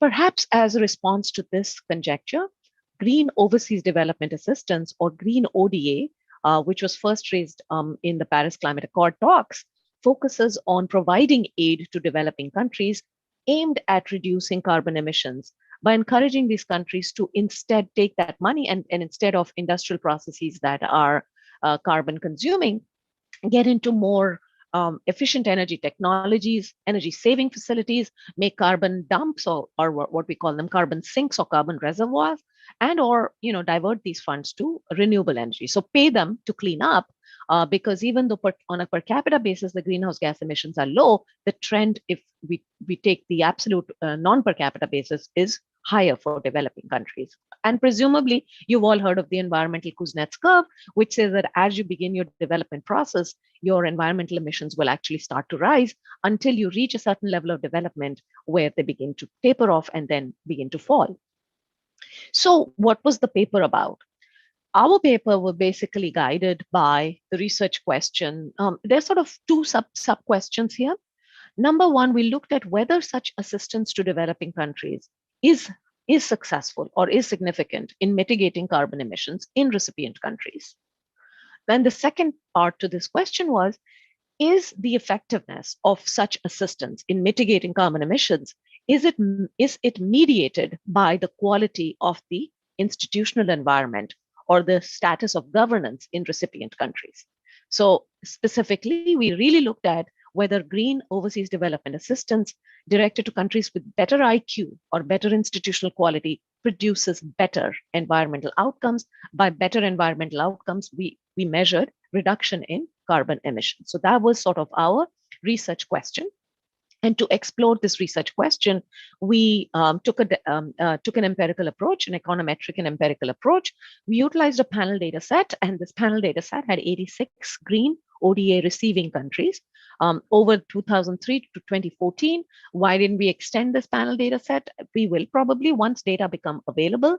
And we actually focused on these 86 countries over this time period, but chose 3 specific indicators of institutional quality. Number 1, freedom from corruption. Number 2, rule of law. And number 3, economic freedom. Now, the question would be, why did we actually look at just these 3 indicators? These were the 3 indicators that in our correlations, we found these were the most, first of all, data were available for them, and they were the most in the literature as well as in correlations were the ones that popped out most. So we really look at climate change mitigation aid. Now, green ODA, when countries get green overseas development assistance, it's a package, it's a big bundle. And some of it is earmarked for one purpose and some of it is earmarked for another purpose. But we picked out, and this is where a lot of research, by the way, since some of your students, that has nothing to do with fancy results. It all has to do with sitting in the trenches, cleaning data sets out, cleaning the sample so that you can get some sort of regressible equation. And so we actually focused from this green ODA, we cleaned out all the noise, and we actually got some data on what we call climate change mitigation aid. This is specific aid that was given to these developing countries for climate change purposes. And this was called climate change mitigation aid, and this was tied aid. So we had to look at that. Then we followed the process, we tracked this aid to where it was headed. And we got into the receiving countries' industrial input-output tables and focused on the most carbon-intensive sectors, energy, transport, and industry. So that's where we looked at was a proxy for green ODA, that these are the sectors that it's going to, and is it having an impact on mitigating carbon emissions. And over our sample, it's not a small amount. It was about, it's about $110 billion that were given via climate change mitigation aid. So it's not small chump change we're talking about. We're talking about big sample, big money here. And there might be some interest in knowing where this climate change, who the largest recipients were. Well, India as well as Indonesia have been the largest recipients that over the time period of our analysis, they received about, India received about 18 billion and Indonesia received about 7 billion of aid under this climate change mitigation aid umbrella. So I don't know about you, but I like to, before I start to work on research, I try to get framework together. And if I can draw a diagram, even with stick figures that can show me this variable should impact this way, and this variable should impact this way, what we call sort of a flow chart kind of an analysis, I can't follow along where my research is going. So this is my framework. The framework was that, T1 here is our carbon emissions. These are our 3 indicators of institutional quality that I had just referred to. And these, so economic freedom, corruption, and rule of law. And this is green overseas development assistance, green ODA, which I just talked about how we measured it through the climate change mitigation aid parameter. So green ODA per se can have a direct impact on carbon emissions, and that's our line T1. So directly, the direct impact. However, green ODA can have an indirect impact on climate assistance as well. And that is what we are going to be studying in this paper. Now, it doesn't mean that institutional quality per se, such as economic freedom, corruption, and rule of law, have no impact per se on carbon emissions. So the per se impact of economic freedom is T2, of corruption is T3 and rule of law is T4. These are not the indirect impacts. This is literature is very rich. Anybody who works in institutional economics has probably gone through all of these studies that economic freedom per se can impact carbon emissions, rule of law per se can impact carbon emissions as well as corruption. However, what we are interested in is T5, T6, and T7, which is what has been the interactive impact of these same indicators and green ODA. So does green ODA with these three indicators, does that have any significant impact on carbon emissions in a country? Just to let you know that in our sample, we looked at these institutional indicators as in the receiving countries, from the recipient country's point of view. One of my referees actually wanted me to look at these three indicators from the donor country's perspective, and that was very hard to get that data. And to sort of come up with a framework why a donor country that values corruption, rule of law, and economic freedom would think differently about green ODA. I'm sure a theory can be made. One of you can maybe work on it, but it was very difficult for me to get that data. So my co-authors and I just focused on these institutional indicators as they are present in the receiving or the recipient countries. Okay, so I mean, obviously, we're not the first people looking at it, because if we were, we would be in line for a Nobel Prize, right? So there is quite substantive literature on, as I told you, T1, which is a direct impact of green ODA. So what does that literature say anyways? Well, mostly the bag of results was all mixed because the findings differ. What is the direct impact of aid or assistance on climate emissions, carbon emissions? The results are all over the place. It depends on the sample chosen. It depends on the country chosen. It could depend on what the level of environmental degradation is and how we're measuring environmental degradation. Some look at sulfur dioxide, and some look at carbon emissions, and some look at other kinds of gases. Some look at deterioration of rainforest coverage, for instance.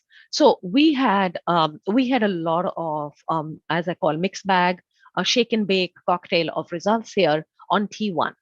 And that was, but there is literature on this. What about the institutional quality indicators, T2, T3, and T4? The institutional quality literature that we are aware of, starting from Doug North, there is a documented association between IQ, institutional quality, and environment. However, there was nothing we found, and we really trawled the literature on the impact, the interactive impact between green ODA, institutional environment quality, and the environment. So the mediating impact of institutions. Do institutions have any role in making sure that assistance is deployed better?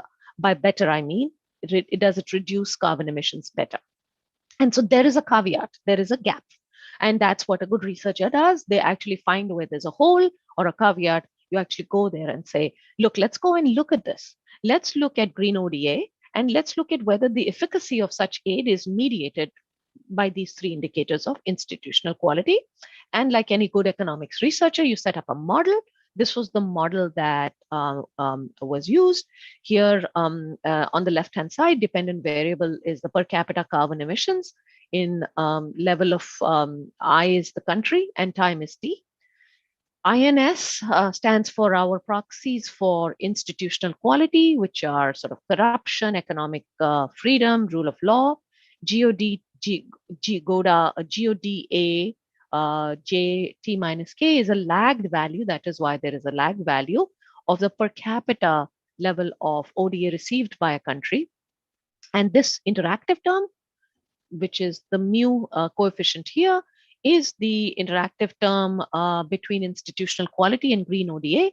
The K, subscript K, is a lag order for green ODA, and the interactive term, the interaction term, K can go from 0, 1 to 2.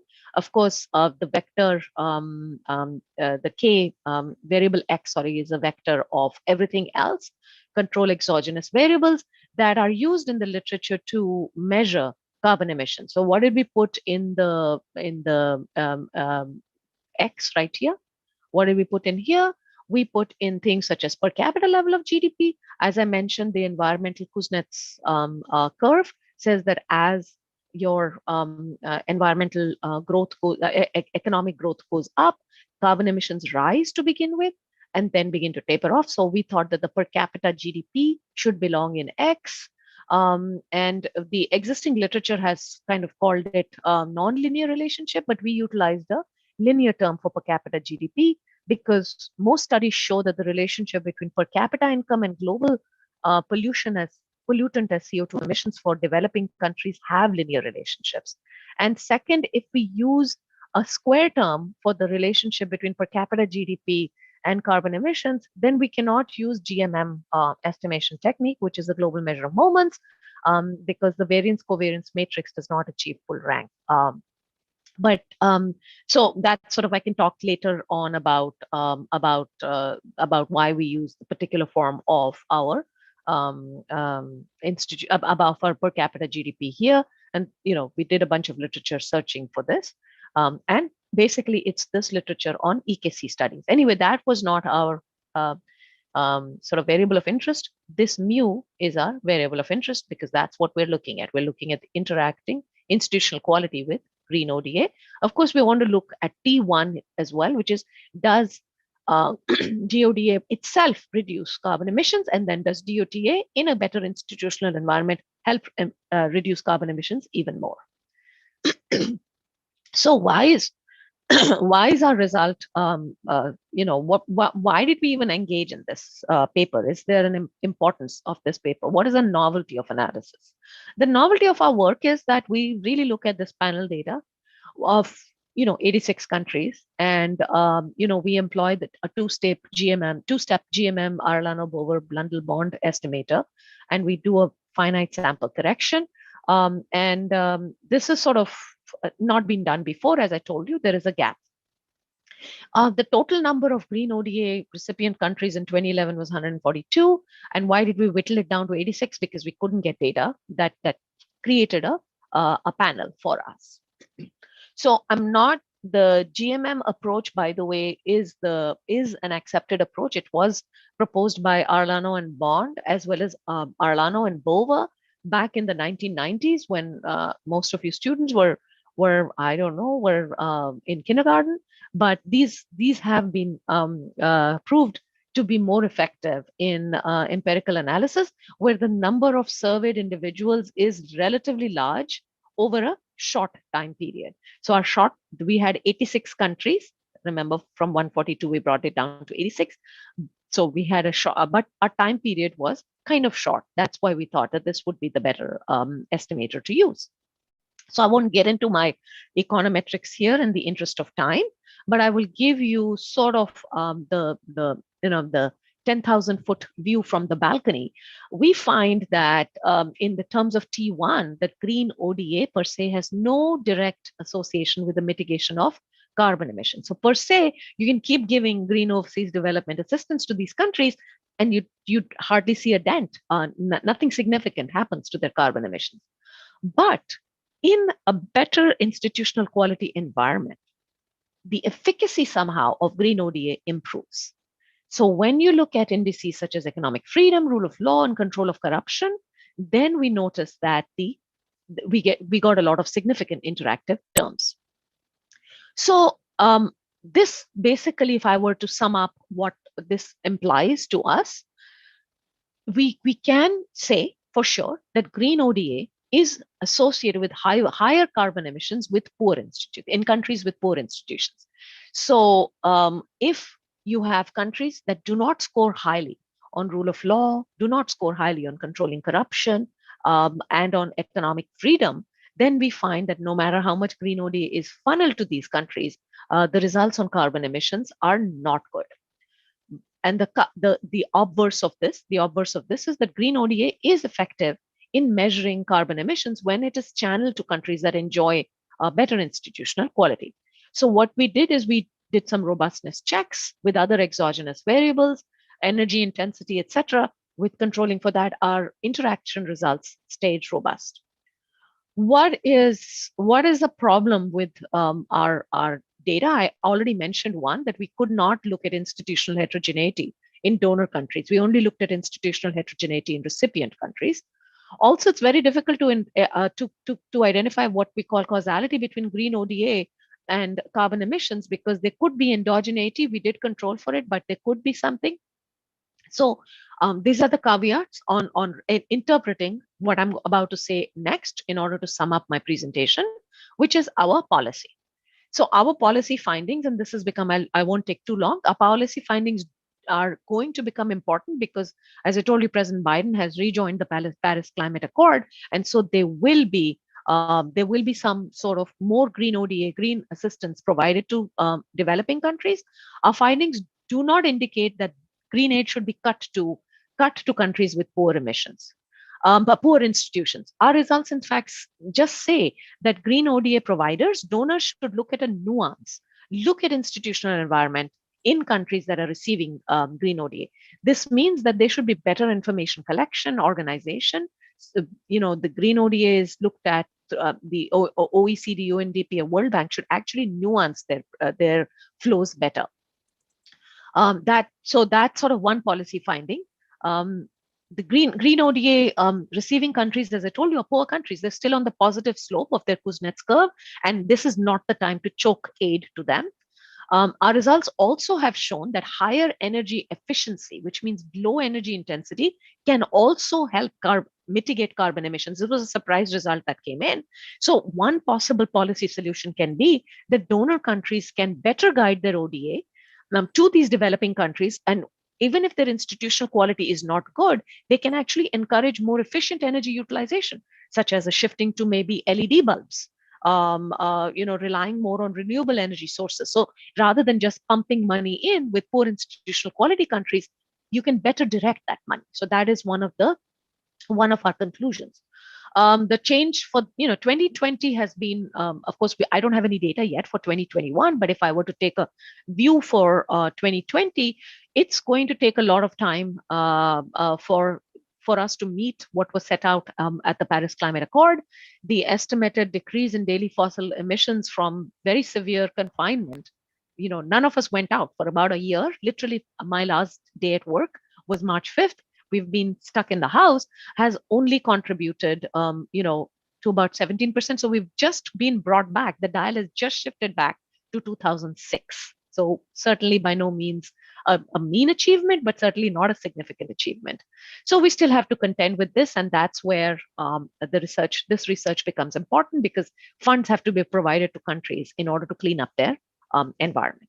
And with that, I can stop share and hope the lecture generated some thought-provoking ideas in all of you. I'm open to any questions you might have.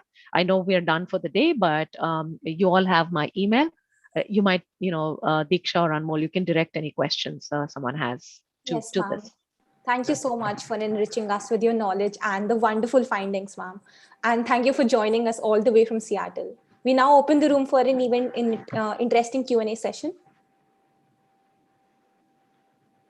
We do have a few questions that we have received. So I'm going to ask the first question, and here it is. Since MSME is the major contributor to India's GDP, do you think the government has addressed their pain points in the budget, especially with regards to the GST? Anyone could answer that question?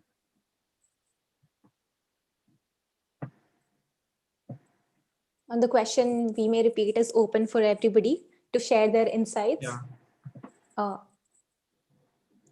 I'll just repeat the question once. Since MSME is the major contributor to India's GDP, do you think the government has addressed their pain points in the budget, especially with regards to GST?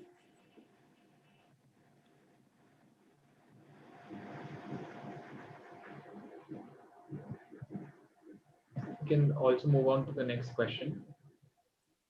Somebody wants to answer this question, they can. Open for all. Professor Asha, you might want to take this up. Hello. Yes, Rajagopalan. Rajagopalan, can I answer the question? Yes, Waiting. In fact, government has given a lot of relief in several areas, including the budget provision, particularly for MSMEs. they have given for a separate scheme for GST also, which includes some 3 lakh crores by way of collateral free loans, by which they can get some relief. And but the unfortunate part is that hardly 1,13,000 MSMEs are registered in the GST, and still more than 5 lakh crores are yet to be registered. But in due course, the more MSMEs should register so that they will get the benefit and come into the ease of doing business through registration and GST registration. Right, sir. Thank you so much for that answer. The next question, moving on to the next question. It is along similar lines. Is the government doing enough to increase the access to credit and markets for the MSME sector?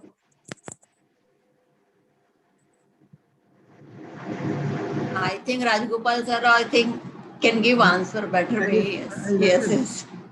In fact, government has initiated a lot of schemes.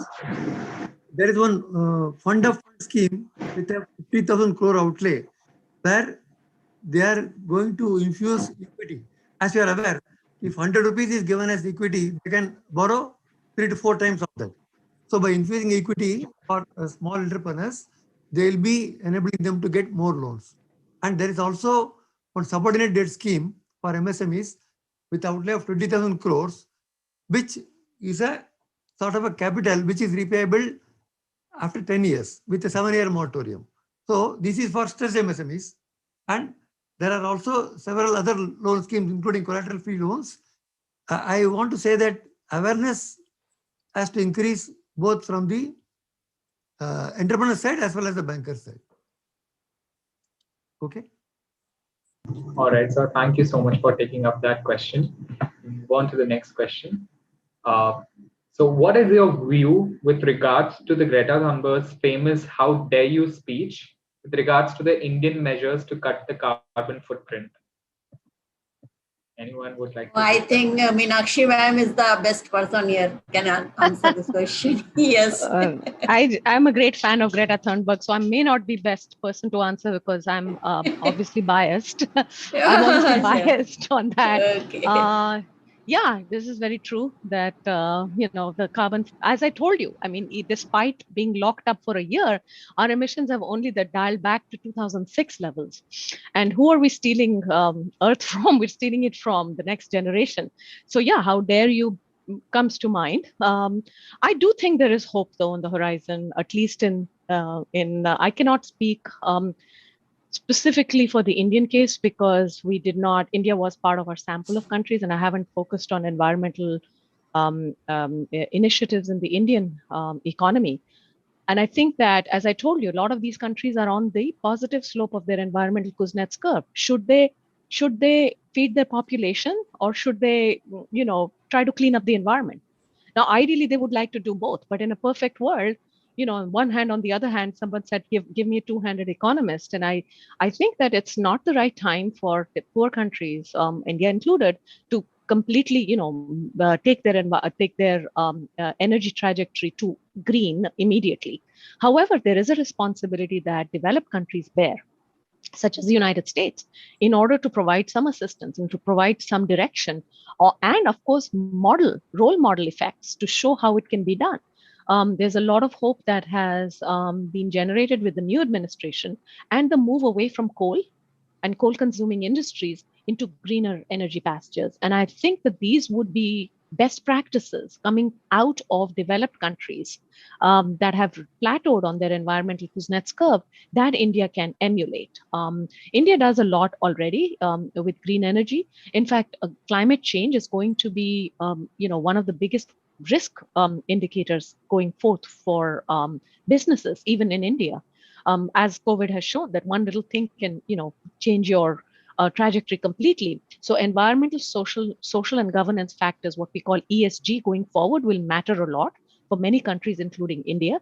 And I think sort of COVID has given us an opportunity to pivot and create green jobs as opposed to any jobs. So I think I think I'm hopeful. So it's a long-winded answer to the Greta Thunberg question, but I'm a big fan of hers. Thank you so much. Thank you so much for that answer, ma'am. Right. There's a last question. Do you think that environment, social, and corporate governance investing will change the ground level corporate outlook towards environmental issues? There's somebody has heard my this question came before we started, right? In Yeah. fact, yeah, I wonder who's sent that question, because that's the paper I'm actually working on right now, is looking at ESG factors. And whoever has sent that question, if they would like to collaborate and work on something, of course, the hypothesis being, yes, it will. Yes, it will change the change corporate outlook, at least in terms of funds received. Moody's, Standard and Poor's, all of the data are suggesting that from the corporate perspective, funds are not going to countries with poor quality ESG indicators. So ESG factors, even domestically in the United States, have become very, very powerful indicators of a firm's health, not just right now, but you want the longer term, right? I think so. I think the short answer is yes, it will become. These factors will become, and as I said, ironically, COVID has shown us that a shock to the system can completely change the way you imagine the future. Thank Wonderful. you. Thank you. That's wonderfully put, ma'am. Thank you so much for that answer. With this, we now have come to the end of this track of the conference for today. We thank each and every one of you for joining us tonight and building such an ecosystem for a holistic discussion on such a critical issue that surrounds the Indian economy today. We believe this must have been a very, very enriching experience for each one of you. We look forward to seeing you all again with the next track that is scheduled tomorrow from 9:30 a.m. to 11:30 a.m. with one research paper presentation, 2 expert talks, and 3 case studies on the topic logistics and mobility. Thank you all for joining us once again, and have a good night. Thank you. Thank you, Anmol. Thank you, Riksha. Thank you, Meenakshi, Asha Madam, and Kumar sir. Thank you, everyone, and good night to everyone. Yeah. Thank you so much.